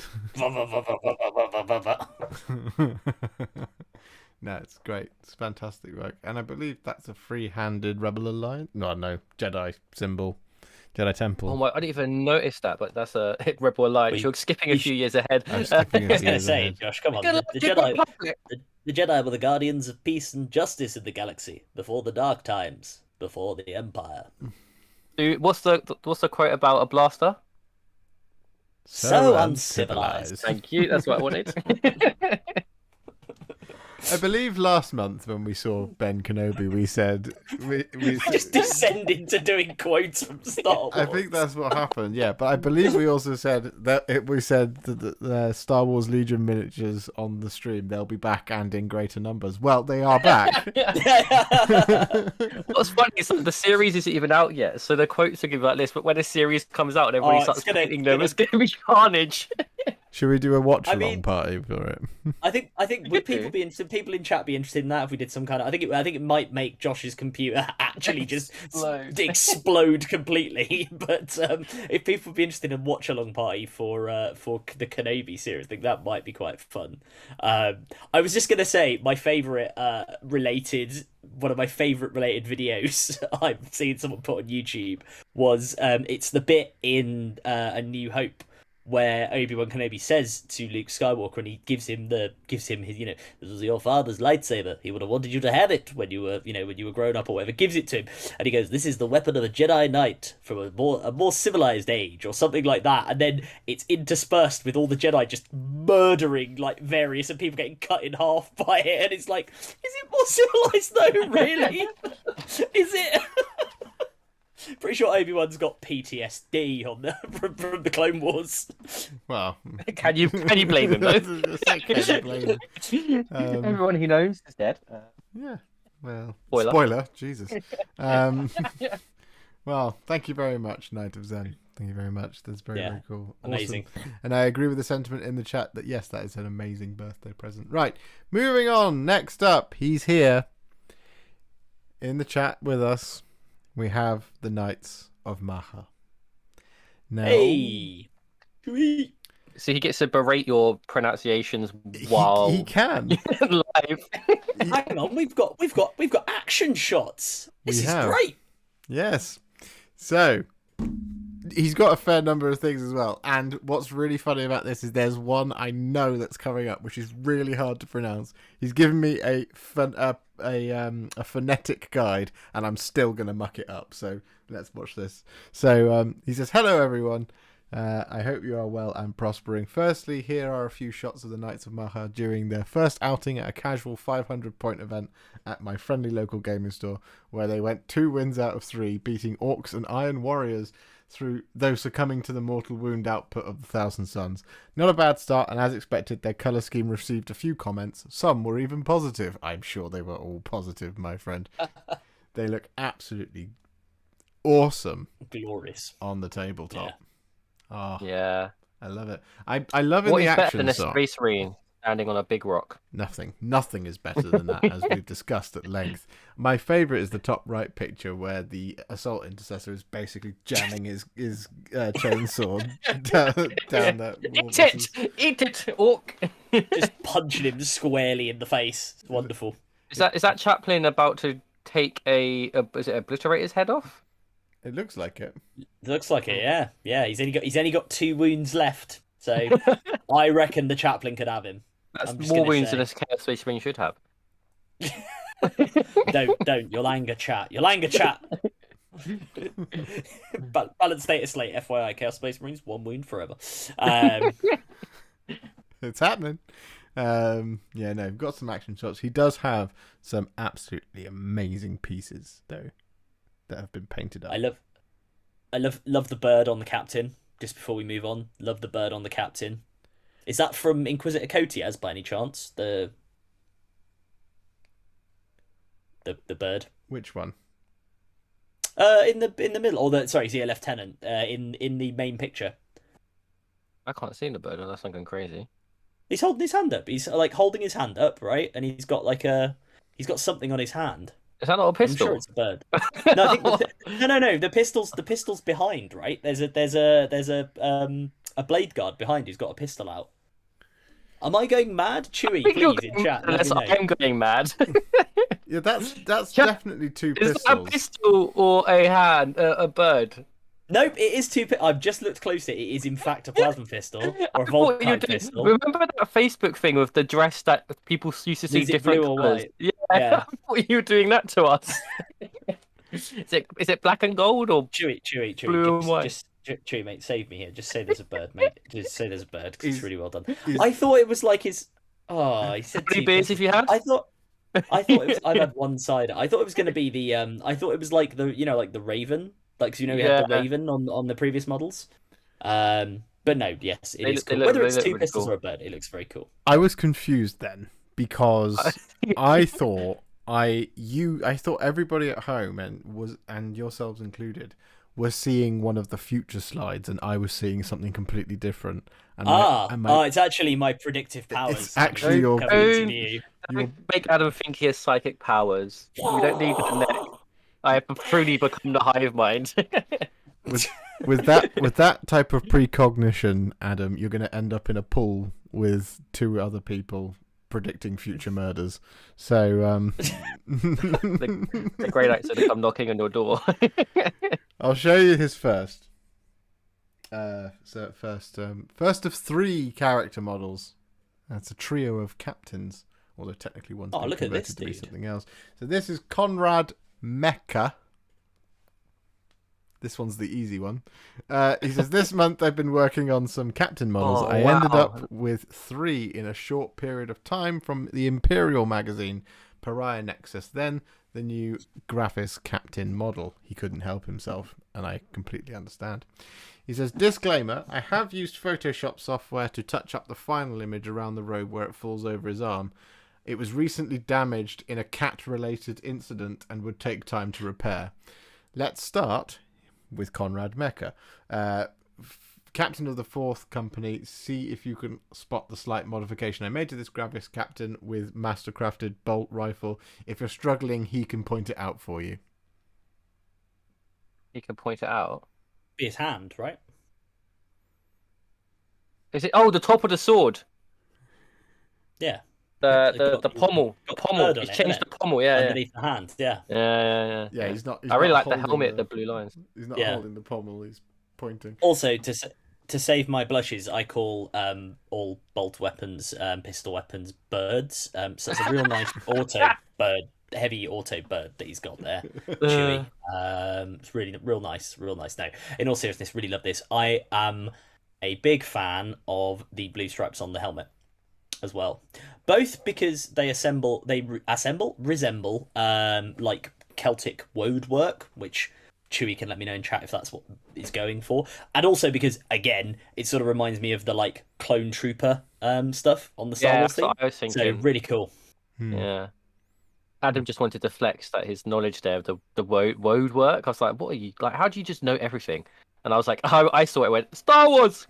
mate, I thought a pistol was a bird. I don't think I'm on particularly good form tonight. Trying to earn those points back. Mastercrafted burb says 8 to the KO point.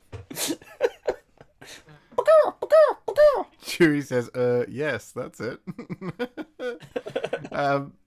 I'll show you his next one because I think this is the really hard one to. No, it's the one after this. So here is Connor Ness, and this one actually does have birds. You'll be pleased Bird's the word. to Bird hear, predictor. hear The Adam. birds have arrived. I really like that pommel. I want to know like where you got that from.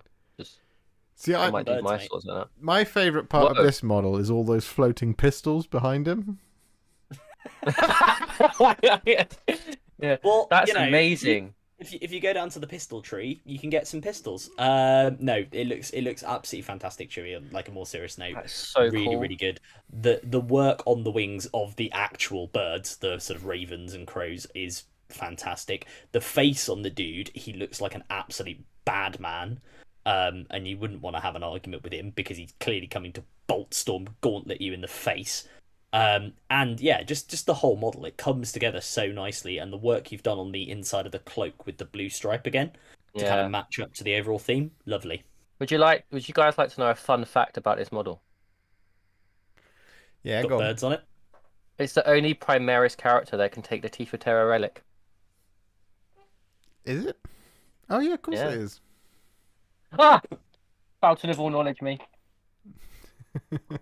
He says. Someone's gonna be like, "No, you're wrong. It's this one." It's like, "Oh yeah," but I'm pretty sure it's alright. I'm right. He says, next up, I'll give you the thing. He says, next up, I'd like to introduce you to Conar Ness, Chapter Master of the Knights of Maha. Named for Conovar MacNessa, the King of Ulster during the Ulster cycle. I've modelled him with three ravens, which represent Maha, Bavb, and Nemain. Three sisters who collectively represented the goddess and phantom queen Morrigan in Celtic mythology. When I saw this model, I knew it was perfect for my chapter master, and I just love that chainsword. I think it's gorgeous. I love this model, and it feels really chapter mastery. Mm. If that makes sense, like it It's has just- a bit of an aura about I'm a big boss man. It is very dynamic, right? Like he actually looks like he's coming to get involved in the fight, which unfortunately some of the Primaris characters don't have that. I think they just sort of look like they're very static, which is is okay in and of itself. But this guy actually looks like he's Yeah, it's getting true, involved, it's true. which is cool. Yeah, no, definitely. He's got such chapter master vibes. When I saw it again, when the pictures came through, I thought, my God, this model has presence. Do you know what I mean? Like when you get just a really great character model, and you sit and like it's like Be'lakor, right? When you look at the Be'lakor model, you go, Be'lakor has presence. Like he's just there. And It's good and bad on a tabletop because it makes your opponent fixate on it. When it's so like that, it's like I'm going to kill that thing no matter what because it's so glorious. yeah, 100%. Yeah. He looks absolutely incredible, and it's an excellent. And all jokes aside, I really do love the tree with all of the birds. No, it does look really good. It does look fantastic. Right, are you ready to hear me butcher some pronunciation? Yes, that's. Let's go. Let's I'm hear overly it. excited for this. Okay, here we go. So, Stephen says, what to do with that final captain from Imperial Magazine? Well, the Imperium Magazine. He says, always felt the pose was kind of daft, and at the same time I got him. His loadout wasn't even legal. Well, you know that new ancient that came out with the new Gravis captain? It came with 2 banners, so I gave one to him. Right, here we go. Are you ready? Go. Yeah, go for it. Okay. He says, meet Ray de Ray Suemna, chapter ancient of the Knights of Maha, shown here with the chapter standard on the Giant's Causeway, with his sword sheathed, launching a raven, living his best life. Perhaps the orientation of the banner is a bit unconventional. If asked, I say it's an action shot, not a pose. What is the significance behind his name, I hear you ask? Yes. Perfect pronunciation. Captain. Nah, not having it. Fix. The significance behind the name. He says, a few months ago, my brother Astartes, the Knight of Zen, unveiled a librarian named after me. I mean, I know it wasn't named after me, but I'm sure the similarity occurred to him, so I wanted to return the honour. Ray de Ray Suemna, roughly translated, means relaxed knight in Irish. Oh. They don't have an exact word for Zen, so I hope relaxed is a suitable alternative. That's it from me this month. Peace and love to you all. Stephen. I I didn't know they were brothers. They're not brothers. Oh, okay. They're brothers, as in Space Marine brothers, as Oh, in yeah, okay, that makes sense. Battle Brothers. Well, they might be. I was like, looking, oh my god, they're related. This is your bird pistol moment. That's my Rich. perfect. Put my camera back off. No, I do. I really like this, Stephen. I think it's fantastic. He looks awesome. Like, you're right, as an action shot. And I don't know why if anybody questions the pose on this, tell him to sod off. Like, it clearly, he's launching a Raven. He's in the middle of doing it. He's not necessarily keen on making sure that his banner is facing the same way as the Raven, because why the hell does the Raven care? The Raven is going off to deliver messages or do things, or whatever it's being sent off to do. So no, as an action shot, I think it looks awesome. The work on the banner, as several people in chat have said, is fantastic. It's so clean, and your the actual spelling out of Maha as well on the scroll work there, beautiful. Yeah, I'm a big fan. I think it looks wonderful, absolutely wonderful. And if the ancient's standing at the front of your column, the army can then see the banner. Yeah, he's like, this way, boys. He's like a tour Follow guide. me. When you go to London, you go to tour guide. Guy holding up the umbrella, right? Yeah, And okay. the following around. Think of him like that. Weird. Think of him like that. But I love the base that it's the Giant's Causeway. Yeah, the base is Yeah, gorgeous. That is cool. How did you make the base? Did you buy it like that, or did you put it together with like Quark could do that if you're really patient? I That mean, looks really- people joke, right, about Warhammer models and Space Marines especially being up on a tactical rock. Mm-hmm. This is the tactical rock as it should be, right? Yeah. This is the epic. And you know what? Again, because of the action pose, because of the way it's set up, you can almost imagine it. And you know what? If you've got the Photoshop skills, Chewie, Stephen, maybe you should go for this if you want to, because I think it would look very cool. He looks like he's on the edge of the sea, on the Giant's Causeway, like proper launching the Raven out over a rough like you can imagine the waves kind of lapping up at the edge of the base there. I just think that's really cool. It's very evocative. He says it You was. see how he's done these pencils? That's like so creative. That's amazing. That's definitely stealing that one. cool. Yeah. Using pencils to do that, man. I think like, how that crossed your mind. So that's really clever. Really impressed with that. Yeah, massive fan. Really good. That's awesome. I love that. Reusing those IKEA pencils. Absolutely. Or the ones you steal from Argos, yeah. Yeah. They can afford them. It's fine. No. And I'm glad Tomorrow, Argos goes under due to pencil thefts. Argos goes under after Warhipster encourages pencil theft. No, it's really, really good. No, claim the idea, Chewie. I'm just going to assume it was your idea. It looks amazing. Yeah, it looks absolutely amazing. And I'm so glad I got a pronunciation right first time. Yay! Right. Next up, we have the artist formerly known as Prince. No, we have the artist formerly known as Things That Fall Out of My Head. He is now some guy who paints. Oh. Mr. Ross. He Hello. and we saw a preview of this last month. Now, I saw this when it came in earlier, obviously, and I giggled. I did a literal, like when you see something really cool and you go, that's what happened. My particular highlight, and this sounds so dumb, but my particular highlight is the heraldic plate there. It's like that there's heraldry underneath the oxidization of the metal, and I was just like, oh man, come on now, stop it, stop being so darn good.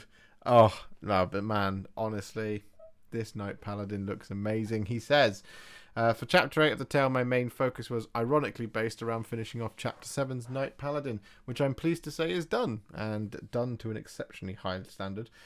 Safe to say I'm now fairly confident in painting brass colours, albeit at a laboriously slow rate. Nothing overly complicated in the processes here, just a matter of getting it all done.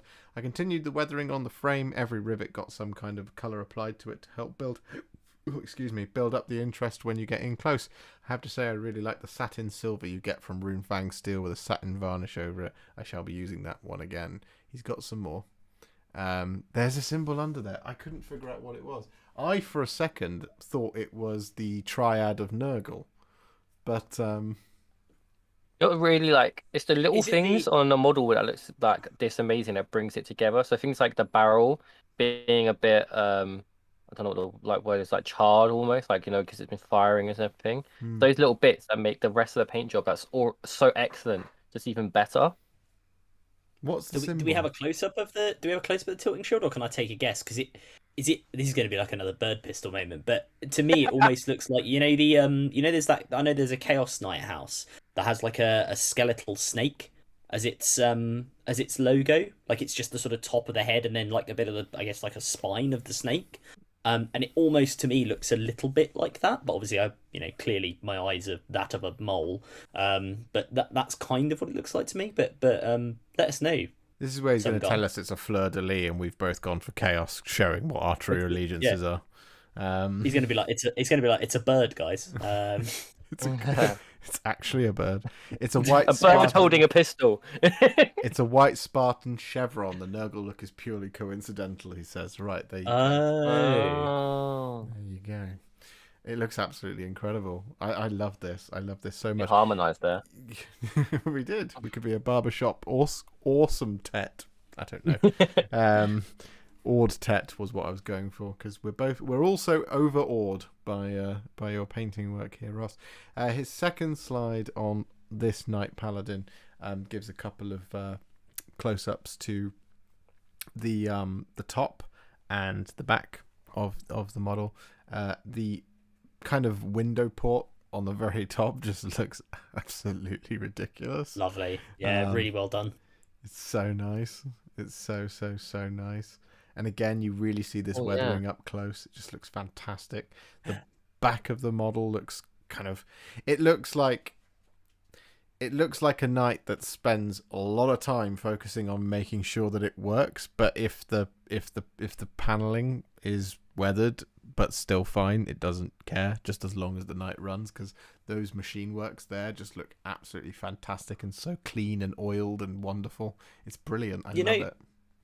You know what I will say? It just shows you what a little bit of weathering and a little bit of time on the different techniques can really do for a model. Because, and I hope Ross doesn't mind me saying, like, fundamentally, this is quite a simple scheme, right? Like it's metallic colors, right? There isn't there's not like multiple different colors, but actually by taking that simplicity almost and then just layering on the weathering and layering on the additional work and the as Rich said, like the barrels of all the guns and the exhausts are all given that like weathered, lived in look almost, which I'm pretty sure might sound like I'm on a clothing fashion program talking about jeans, but it looks like it actually works. It looks like a machine that is used, and it just makes the fact, actually, if anything, the fact that it is a relatively simple scheme, and Ross says deceptively simple with time consuming. Completely agree. That means all of those details, including the weathering, the window, the sort of wear on the model, pop that much more, and then make the whole thing as a package look fantastic. I would say, Ross, like if I may, I think this is a wonderful example. Like if anyone ever looks at something like a knight and on that scale and goes, oh God, I don't know how I would, I had no idea how I would tackle that, I would point them to your model and say, look what you can do, and look what you can create with like a little bit of time, a little bit of effort, even with a simple scheme, but you're not like painting, checkerboard patterns, you're not like doing stripes on things on the shoulder pad and stuff like that. It just looks fantastic, and I think as an addition to the rest of your knights we've seen throughout Tale of Many Warhipsters, when this lot comes together, I just cannot wait to see the family photo, because I think it's going to look awesome. Yeah, no, I completely agree. He does have another one. He says, the second half of the month was spent on my next armored Helverin, who I built with no armor plates apart from one shoulder guard to make it appear as more of a recon unit, sacrificing heavy armor plates for a more stealthy approach. I couldn't resist putting one colourful shoulder pad on as a unit marker. I think it adds a nice pop of colour. The main new technique I tried on this guy was airbrushing a shade colour from below and highlight colour from above, then just a simple line highlight to tie it together. Wow. It's subtle in the pictures, but hopefully you can see the variation. Also very pleased with the cockpit glass. It looks really good, man. I just love the That's tone insane. and how clean it looks, and The battle damage, all the damage around the scratches, edging, yeah. the scratches, yeah. That's fabulous. So jealous of like, the way people can paint sometimes. That's so smooth, yet so like worn at the same time. But I love the fact that the shoulder plate as well is like It's it's like- like the opposite of what we were talking Yeah, about on this it's and on the previous model. perfection. It's the like this is our like one thing that we're keeping in the Knight Keep, and we keep it shiny and it is polished all the time, and it's put on the this Knight when it goes out and does the scouting. Like, yeah, I think it looks fabulous, mate. I really love it. I really love that green color as well. Mm. It does remind me a little bit of my great grandma's bathroom from like the 1970s, but the avocado, there's avocado bathrooms. But I mean that weirdly as a compliment, because to capture that color in the way you have on the model, I think it's fantastic. That green makes you think of like American World War II uniform. Yeah, that's probably actually a much nicer, better analogy. Or some of those like anime. I can't remember what I know nothing about anime, but there's one anime where there's like, I guess it's part of what's the one with the like Gundam, part of the Gundam. I remember when I was one of the when I was suits in that. Tokyo. There's like one suit that's like that color. Yeah. Yeah, one of the mechas. Yeah, I don't know Gundam that well, but I know what one you're talking about. Simple and striking is right, Ross. You've nailed simple and striking, mate. If that's what you were going for, you've nailed it. It's army painter, army green, he says. There you go. Ah, there we go. I'll be getting that green. He does say, that's it for this month. I'm taking a mental health break from social media, so won't be able to follow everyone's progress for the next chapter, but well done all for another month, and I look forward to seeing how everyone does next month. Hoping to launch a new YouTube/Instagram handle in the coming weeks, so we'll be saying goodbye to things that fall out of my head and say hello to some guy who paints. Well, Ross, Hello. some guy who paints fantastically well should be the full handle. I know you've done, SGWP FW. you've done an absolutely fantastic, mate, and I know all too well what it's like to need a break. As everybody here knows, I've talked about it a lot on the channel, and I've had a couple of them. So I hope you enjoy your break, get that much needed time off, and just know that we'll all be really excited to see you when you get back for your next Knights project, because these are absolutely breathtaking, and I love them so much. Keep well, brother. Yeah. Absolutely. Thank you so much for sending these in. Oh God, I can't talk. Thank you so much for sending these in, my friend. Very, very, very much appreciated. Just wanting to avoid burnout, he says. Yes, no, and absolutely, and that's what you should do. Don't do what I did and go past the point of burnout and then get a massive cold and have to take an entire week off and silence everything, because that wasn't great. So, moving on now. Next up, we have Vilka Era. We have Mr. Nocta. We have Mick with some Storm Hunks. They are Stormcast Eternals, but he called them Storm Hunks, and I really liked it. So I'm going to keep it. Of course you did. I'm going to keep it from now on. I'm going to be calling them the Storm Hunks. He says, dudes and dudettes, finally got around to starting my Storm Hunks. I'm basically finished with my rules at this point. Just 2 units to do and they are finished, so I'm delaying the inevitable, I suppose. Sad face emoji. Luckily for me, there is this dude that paints on the interweb who did a pretty sweet tutorial on how to paint the anvils of the Helden Hammer. So I just copied that. So please let me know who that was, because... who was that? Because I've got some feedback for him. No, I'm joking. I had an idea for of skull-faced helms for the anvils when reading about their background, and I found a dude on Instagram that did it, and he also posted how to tutorial as well, so I robbed that idea. The bases are milliput molds. I wanted to make them I wanted them to look like they were fighting in cramped, run-down city streets, and I'm happy with how the bases came out. Looking forward to this month's tales and everyone's really entries. good, okay. I really love the show and look forward to it every month. It's great seeing amazing entries and the progression everyone is making, and I couldn't agree more, Mick, because I love that you've progressed into painting the storm hunks, and here is the first of your 3 slides that you have, and aren't they cracking? I love his style of painting. It's so good. Yeah. Yeah. The Like, feathers. It's almost it's almost like what's the term for it? The is that art style where it almost looks like like a comic book with the like heavy kind of outline and stuff. It really makes them pop. Like you see it on the feathers, you see it on the armor, and obviously I'm a fan of like black, gold, and red. I mean, my entire sister's army is black, gold, and red, so I think these look wonderful, mate. I think you've done a cracking job. Yeah, they're cool. They're really cool. I love them all. I love the on the I should know better because I painted it, but the banner guy with his face. That really is really cool. Really helmet. I got like major Ghost Rider vibes. Yeah. I really like And it. that Really banner's like really it. hard to paint, and he's just nailed it.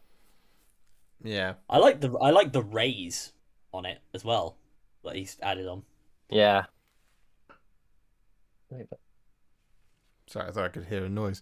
One of my particular highlights is on the back of the Imperatant's cloak on the left-hand side. Is you can see striations, Mm. Oh yeah. which is always very impressive. It's something that Meg does a lot of, and you've done a really, really great job on these ones. They look really good. Oh, Meg does it. That's amazing. And now Mick does it as well. It's going to be the tale of many striations before too long. That's a challenge for me, Adam. Next entry. Start doing striations. Oh, I should have said that. Not to this standard. Yeah, no, they just Chewie says cell shade, and that is what I'm thinking of. I think I just need. They look really cool, really, really nice, really, really pop on the tabletop.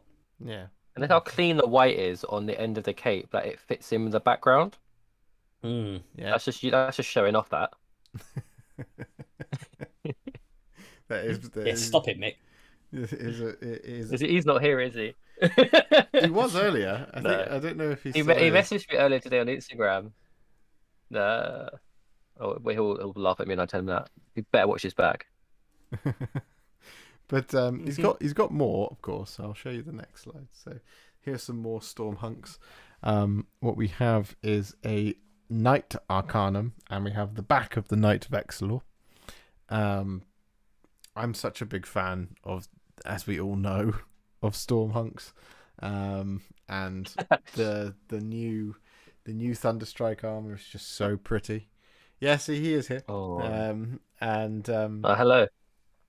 Hello there. It's it's just, oh man, I really The shoulder like plates are so good on the back, like the back shoulder plate. Yeah, like the shoulder blade. Shoulder blade, that's what it's called. Yeah. Of the cuirass, I think it would be called. But man, I as you all know, I have quite a large Anvils of the Helden Hammer army, and every time I see you guys doing Anvils of the Helden Hammer, it makes me want to revisit them, because these are just so nice and striking and awesome, and they're just so Stormcast. And the bases, man, I love those Milliput molds. I don't know how you do them. Well, with Milliput, obviously. I'd love like someone to teach me how to do milliput molds. That'd be so cool. Yeah, no, amazing job, amazing stuff, Mick. They look awesome. Again, it's not much more to say, and it's not because I've run out of words.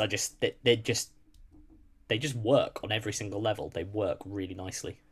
He said, "Cell shade, sure, cool. I just call it shitty edge highlighting." It's not shitty edge highlighting. It's not. It's not shitty edge highlighting at all. Honestly, I don't think it is. I say that again, not to like put them down at all. I say that because I think it looks really cool. I think it makes them, again, when I talk about like the model popping, because the thing is with black armor, right?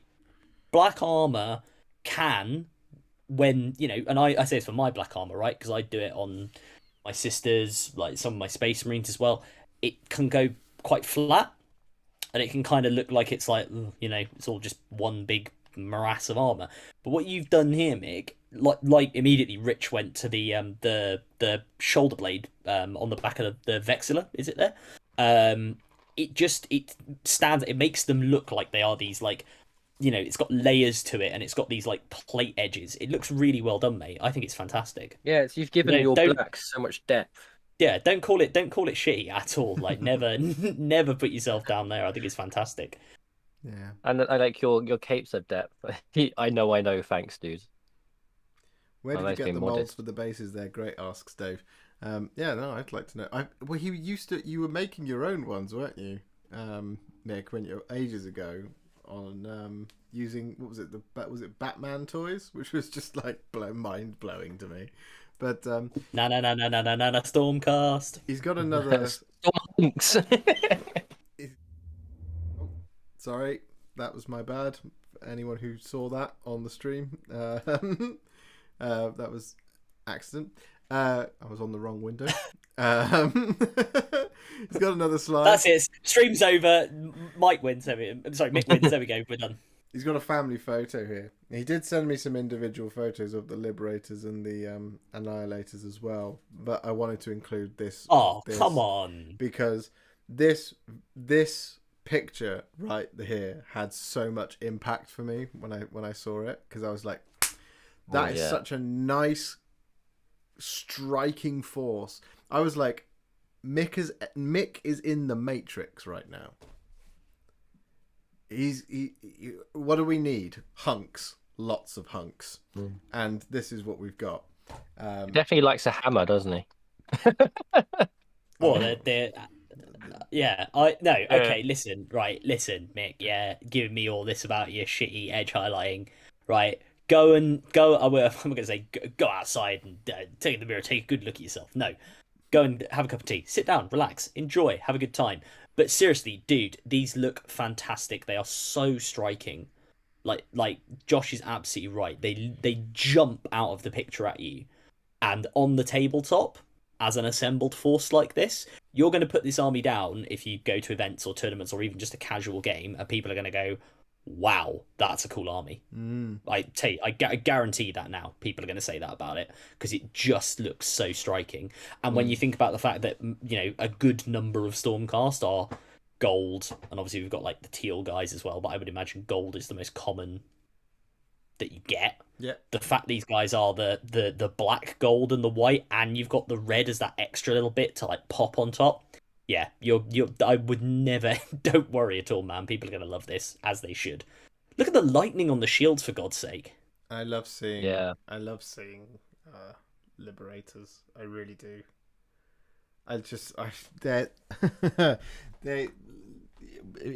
When you compare Liberators to Vindictors, they don't come close as models. But for me, the Liberator is just so iconic a model for me. Again, just for me, because I adore Stormcast in all their forms. But man, I was so happy to see that you were doing Liberators, and the Annihilators as well. Very much a big fan of that. So it's really just awesome work. So I'll show you the close-ups now of so we've got the Annihilators here. It should pop in just a moment. There we go. So there's the Annihilators. And the shields, man. They look absolutely fantastic. Like you've got that sort of coruscating bluish energy across the shield facing, absolutely down pat. It's one of the hardest things to do on these models. Big fan. What do you think, guys? Can you see them all right? Yeah. No, they've come up. They're really cool. Oh wait, that's my fault. No, they're really good. As I say, like you're right about the coruscating lightning, because that stood out to me in the family photo as well. And the skull helms, you know what? Like that is a nice little point of difference as well. Yeah. Yeah. Like, they're not here to mess around. They're here to kind of ruin your day if you're an enemy of Sigmar, right? And it really comes across. Yeah. It's very Anvils of the Heldenhammer. It's very Anvils of the Heldenhammer. They have one of the biggest relictor temples, so they have a lot more Lord Relictors than anybody else, and Lord Relictors are the ones that usher, that will look after the souls, and the souls of the chapter. They're basically like chaplains in a way, but they wear a lot of skulls. They're really, really cool. Really, really nice. Here's a close up of the Liberators as well. Again with skull masks, and I'm a big fan of skull masks. I might have to nick this from you for some future projects I've got in mind. But man, Liberators all the way. They're just so classic. Look at them. Oh god, yeah, the skulls really just make it so cool. Yeah, they're awesome. They're really, really cool. The shields, the black on the shields, so clean. It's smooth, yeah. So clean. Love it. Love it, love it, love it, love it. Love it. It really makes all the Sigmarite symbols pop out even more as well. Oh yeah. Like on the black background. Absolutely. Make it feel very Thor-like. Yeah. You wouldn't want these dudes turning up in a bolt of lightning, would you? No, you would not. They're pretty scary, the Anvils of the Heldenhammer. No, thank you so much, buddy. Cracking job. I'm a big fan of Stormcast, as we all know. So, we have our he'll PM the link for the helms. Very simple to do. Oh, thank you very much, buddy. That's very kind of you. Look forward to receiving that one. So, we're moving on to our final contestant. Are you ready for our final contestant? Drum roll. Yes, let's go. Our final contestant for this month for Chapter 8 is Mikey's Wargaming with some Drukhari. To terrify me. Ooh. So, here it is. Ooh. Oh, this isn't as scary as normal other stuff. Various different ooh noises. Ooh. Ooh. No, that is some fine looking green boat. Yeah, the pattern on the bottom, Ravager. they're always so cool in Drukhari stuff, and he's done it really well. Yeah. And is that some blood I spy on the sort of the blade underneath the prow there? It's Mikey Wargaming, so it's definitely some blood for Yeah. something he's killed. I like it. It's so again, as it seems to be the theme tonight, not something I can replicate, but the armor paneling on this, so clean. Yeah. So clean. So fresh. Much clean. Great. Such wow. Yeah. Really like it. Much clean with then some gore, as you do. Yeah. Well, I really like the sail. The sail's so good with the logo on it. Like it looks like, I don't know, like silky almost. I don't know how to describe it. Yeah. Yeah, it looks like an actual satin piece of material or something over it. Yeah, I would agree with that. He did say in his email that he thinks he's done with all of his Coven stuff, so he's not going to give you any more nightmares, Rich. Oh, thanks, mate. I'm probably going to up playing him one day, though, because he comes around to the tournaments that we go to, so that'd be terrifying to then get beaten by all that stuff. All that Drukhari goodness. Yeah. I love it. It's awesome. Proper like pirate ship vibes. Yeah, I'm getting the big ship in Return of the Jedi. The sail barge. Yeah, the sail barge. Yeah, I'm getting that kind of off it. I had a dream about that, actually, of... Were you being cast into the pit of Sarlacc? No, I had a dream about going to a tournament and, putting all of my models down and looking across, and it was a Tale of Many Warhipsters army and just being like... Small really world, cool. eh? Yeah. That would be really cool. Which would be awesome. Mikey's always his yeah. Jabba's skiff. Yeah, I love There it. he is. Mikey's here. Maybe the Cabalite on the back could be called Jabba. He's obviously not as large or slug-like as Jabba, but he could be Jabba the Drukhari. Always Princess Leia's put some armor on and taken over the skiff. Yeah, she's put some more clothes on and she is leading the real space raid. No, it looks awesome, man. It looks really cool. It's just, as we say, very clean. I love the detailing on all of the blades and the sort of thorned I don't know what you would call it, around the sort of thorned bit that runs around the actual Ravager itself. And the base looks lovely as well. Like, looks nice and realistic, and it's got that kind of nice bit of dry brush over the edge of it. Oh, and there we go, nice close up of the base. Yeah, really well done. And the damaged paintwork, or the kind of looks like it's been scratched sort of paint job on it as well. Yeah, fantastic work, Mikey. You should be really proud of this. Yeah. Always love highlighting when it's, it's not on, it's like a little bit inside the edge, so your hand must be so steady. So good. Oh yeah. Like, I can never do that. It's a tough skill. It's a very tough skill. Tough skill. It's not a skill.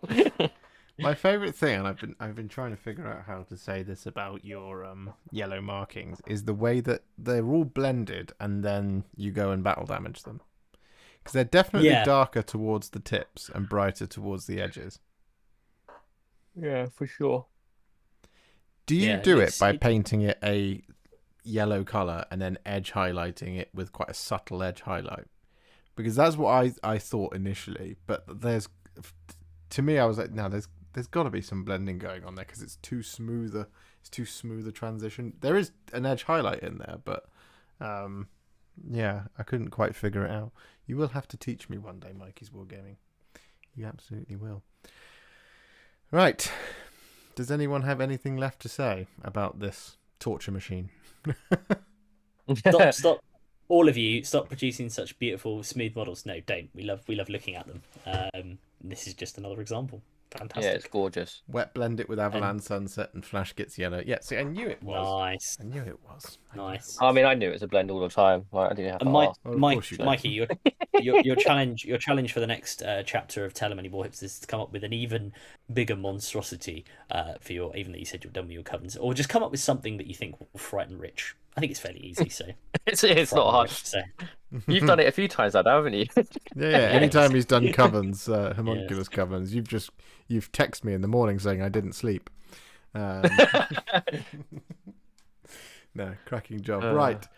Normally what happens here when we record the Tale of Many Warhipsters, ladies and gentlemen, is we have a roughly 2-minute break. But there's no time for that because we're live. And he says he's currently painting racks. Okay, well, he's not done with his homunculus covens. So what we're going to do is we're going to roll straight in, ladies and gentlemen, to the roundup. So here we go. Only 2 minutes of me singing Baby Shark while these lot go to the loo. Absolutely DMCA'd. Here we go. Right. So we are back on the main on our what I call prelude and exit screen. So Adam, Rich, I'm going to ask you what I always ask you. Oh, I don't know if you know. Yeah, and you don't have any time to consider this either, because normally, like I said, we give you like a 2 to 5 minute break. Yeah. Who was your favourite? I'm gonna have to. Can I split mine? I have to go. There's 2 I have to go for. If you have to. So I feel like I feel like I have to, and it has to be equal. So I'm gonna go for Ross with the some guy who paints with the knight. Mm-hmm. Because I just thought, I hoped I was relatively complimentary about it. I thought your knight was amazing, and I thought it was a great example, as I say, of what you can do with a relatively simple color palette. As the armor was good as well, but I think the big knight was just perfect. That was wonderful, and also Valkyrie for the Mick for the Stormcast, because I just think they pop. And they pop brilliantly, and I think when, as a force already, they look amazing. When there are, a full 2,000 point army of that going down on the table, people are just going to go, hang on a minute, wow. And then they're going to look closer, and they're going to see the skull helms, and they're going to go, are those skull helms? That's really cool. Guarantee it. I absolutely guarantee it. So those were, for this month, I thought everybody was fantastic, as ever, apart from, my stuff. But I thought everything was wonderful, and yeah, those are going to be my picks of the month. I'm just gonna quickly flex my my narrative muscles here, because Anvils of the Heldenhammer, right? They are scary dudes. They're quite often the oldest souls. So within the Anvils of the Heldenhammer chamber, not only do they have many Lord Relictors, as I've already mentioned, they actually have a lot more kind of souls from the old world. So, Balthazar Gelt is a member of the Anvils of the Heldenhammer. Oh, really? He is. His name is now Balthus Arum, I believe is the name, and he is the Lord Sacre. Was he just shooting metal at people for fun still? He's a lord. He's a Lord Arcanum whose name is Balthus, and he has an affinity with the realm of metal. And it's basically Balthazar Gelt is a member of the Anvils of the Heldenhammer. But one of the reasons why they're very scary is there is a very short story wherein the Anvils of the Heldenhammer get sent as reinforcements, I think, for the Hammers of Sigmar. And they turn up and they see the Hammers of Sigmar are, about to walk into battle and get their shit pushed in, and the Anvils of the Heldenhammer, what they do is they just stand there and watch. They don't join the fray. They just stand there and watch, and they survey and they wait and they watch the battle unfold. The Hammers of Sigmar are killed to a man. They're all dead, and then later, the Hammers of Sigmar, Lord Celestin, I can't remember which one it is, basically goes up to these guys and goes, "You were supposed to help us. We saw you standing there. Why didn't you help us?" And he said, "Well, you were going to get reforged anyway, and we wanted to see what the enemy's strengths and weaknesses were." Oof. Yeah. So they're just like cold. Straight up cold. Why wouldn't we use the fact that we're immortal? And this is way back. This is in first edition of Age of Sigmar, because obviously they wouldn't do that now. What with the hijinks that Bellicor got up to, but yeah, the skull faces really amps up the scariness of the Anvils of the Heldenhammer. We've waxed lyrical, so I shall not continue to embarrass you further, Mick. But Rich, I shall embarrass you. Who was your favourite? I'm gonna go with Chewie's Knights of Maha this month. I've really liked the journey of watching his army grow throughout the I don't even know how many months we've been doing this now. Chapter 8, there you go. And having the chapter master with his pistol/birds everywhere. I really love that banner and what he's done with the bases of the corks, and not corks, the pencil, which is really cool. It's giving me some ideas, and I just thought all of it was really brilliant, really good, and it's nice to see the family picture of them getting played. Really, yeah, cool. The action shots were really cool. Is it a bird? Yeah. Is it a pistol? No, it's a chapter master of the Knights of Maha. Yeah, the banner was such great work as well. You could really see the effort he's put into it. So that's my favourite, Josh. As it turns out, what was your favourite, Josh? Yeah, Josh. Who was my favourite? Yeah, it's yours, Josh. You're all my favourites. No. You blew your load really early on. I did. My favourite is always going to be dragons. Yeah, always going to be dragons. No, Dave. Honestly, you smashed it. You did an absolute cracking job. Yeah, stop making it so hard to pick, because you're all just like. What were the chat's favourites? We don't normally get to do this. Yeah, we don't normally get to do this. Yeah. We can embarrass chat. Chat, who are your favourites? If someone doesn't say me, I'm going to be upset. I'll say you, Rich. You can be my joint favourite with the top three. Thank you. I appreciate that. I mean, it's like chat just going to ignore it. Like, nope. I'm not going to do like, nah. They're all going to say Meg. No. Like 4 out of 10. Meg, yeah. Meg, yeah. Meg, Defo, Oh, yeah, Meg. Yeah, I got one. Thank you. Mick picks Dave. Oh. Another Meg. See, Meg always wins. Meg's cheating. She's her own character. Meg's in her own category, yeah. Emily says Dave. Dave's her favourite. Yeah, dragons. Hey. Dragon camp over here. Dragon camp. Oh, got another one for Dave. It's not. We're not. This Oh. isn't a competition, of course. I don't know why I'm counting this like a yeah, I don't know. competition. I'm getting excited. Yeah. No, and we honestly we appreciate just getting to, or I certainly appreciate speaking for myself, get to be here and look at all the amazing work you guys have done. It's really fun getting Brilliant. to be here with chat as well. So Yeah, it's fun doing it live actually. Yeah, I mean, if you guys enjoyed doing this live, and if you guys at home enjoyed seeing it live, let me know, because we'll do the last episode 9, 10, 11, 12, 9, 10, 11, 12. We'll do the last 4 episodes like this if you like it. good bash, Josh. Mikey says me. Yes, I got one. No, that's sucking up. Mikey was my favourite. No. That means everybody minus 5 else's was points. below a 5 out of 10, which is not allowed. Mine was below a 5 out of 10. Of course it was. It always No, is. everybody else's would be below a 5 because yours was a 5. Oh, I see. But you gave Alice a 10, so, you know. Yeah, oh yeah. That's good, true, actually. Do it live. Great to chat while we admire everyone's work. Yeah, you like it live? All right, Yeah. we'll try and do it. We'll try and continue try to and do it live then. Liking it 'cause live? It's good fun. It's good fun doing it live.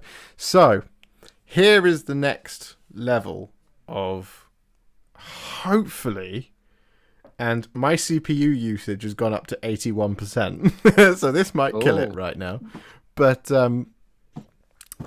the big question on everyone's lips, as I always say every month, is when is the next deadline for the Tale of Many Warhipsters? Well, what should happen in just a moment when I click this button is a video, as per usual, should go over the top of us, or it's going to crap out the whole stream and everything's going to go offline. So we'll see what happens. But the deadline for next month is week commencing the 16th of May.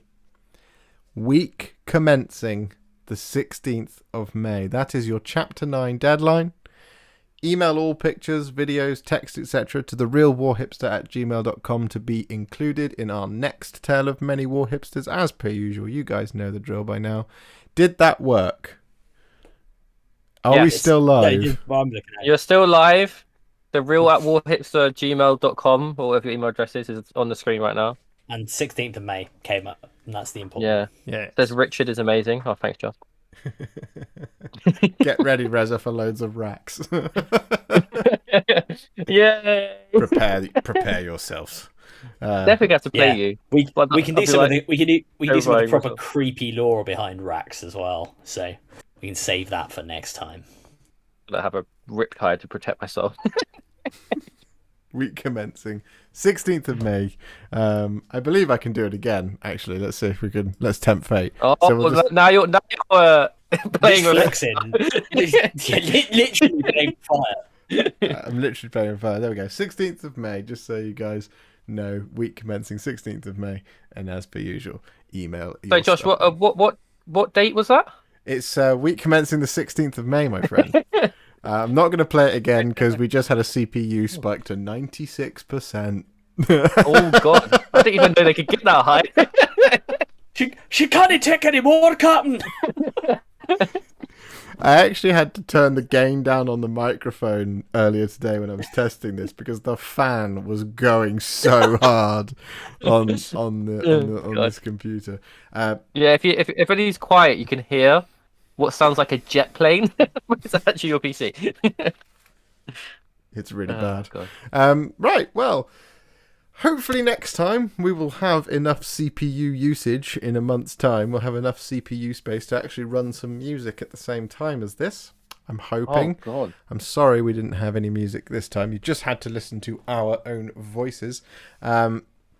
Thank you so much to all of you for hanging out tonight. Thank you so much for your messages and your chats. And of course, thank you so much for the submissions. Tale of Many Warhipsters, as we always say, is one of our favourite things in the world to do.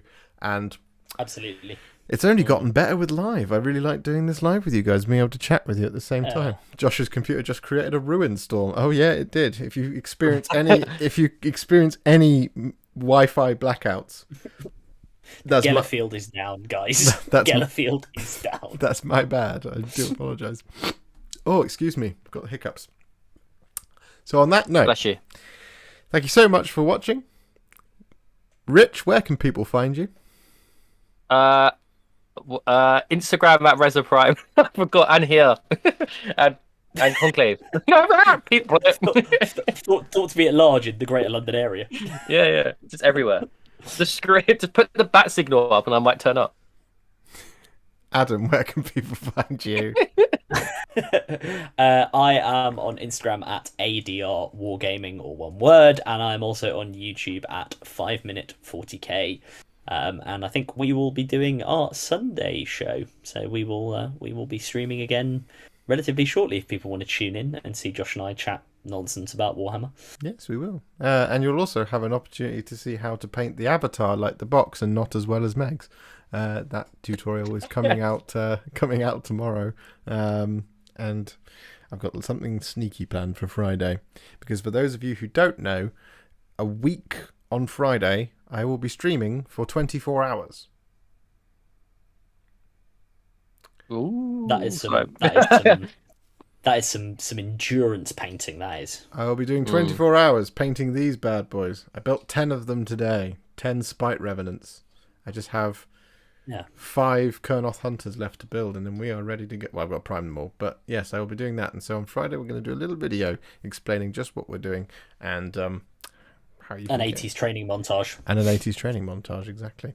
So I will see you all very, very soon. Same Warhipster time, same Warhipster channel. Hope you have a great one. Thank you so much for hanging out. Happy wargaming, ladies and gentlemen. Happy wargaming. Bye-bye. Bye. It's really awkward. It just doesn't like snap.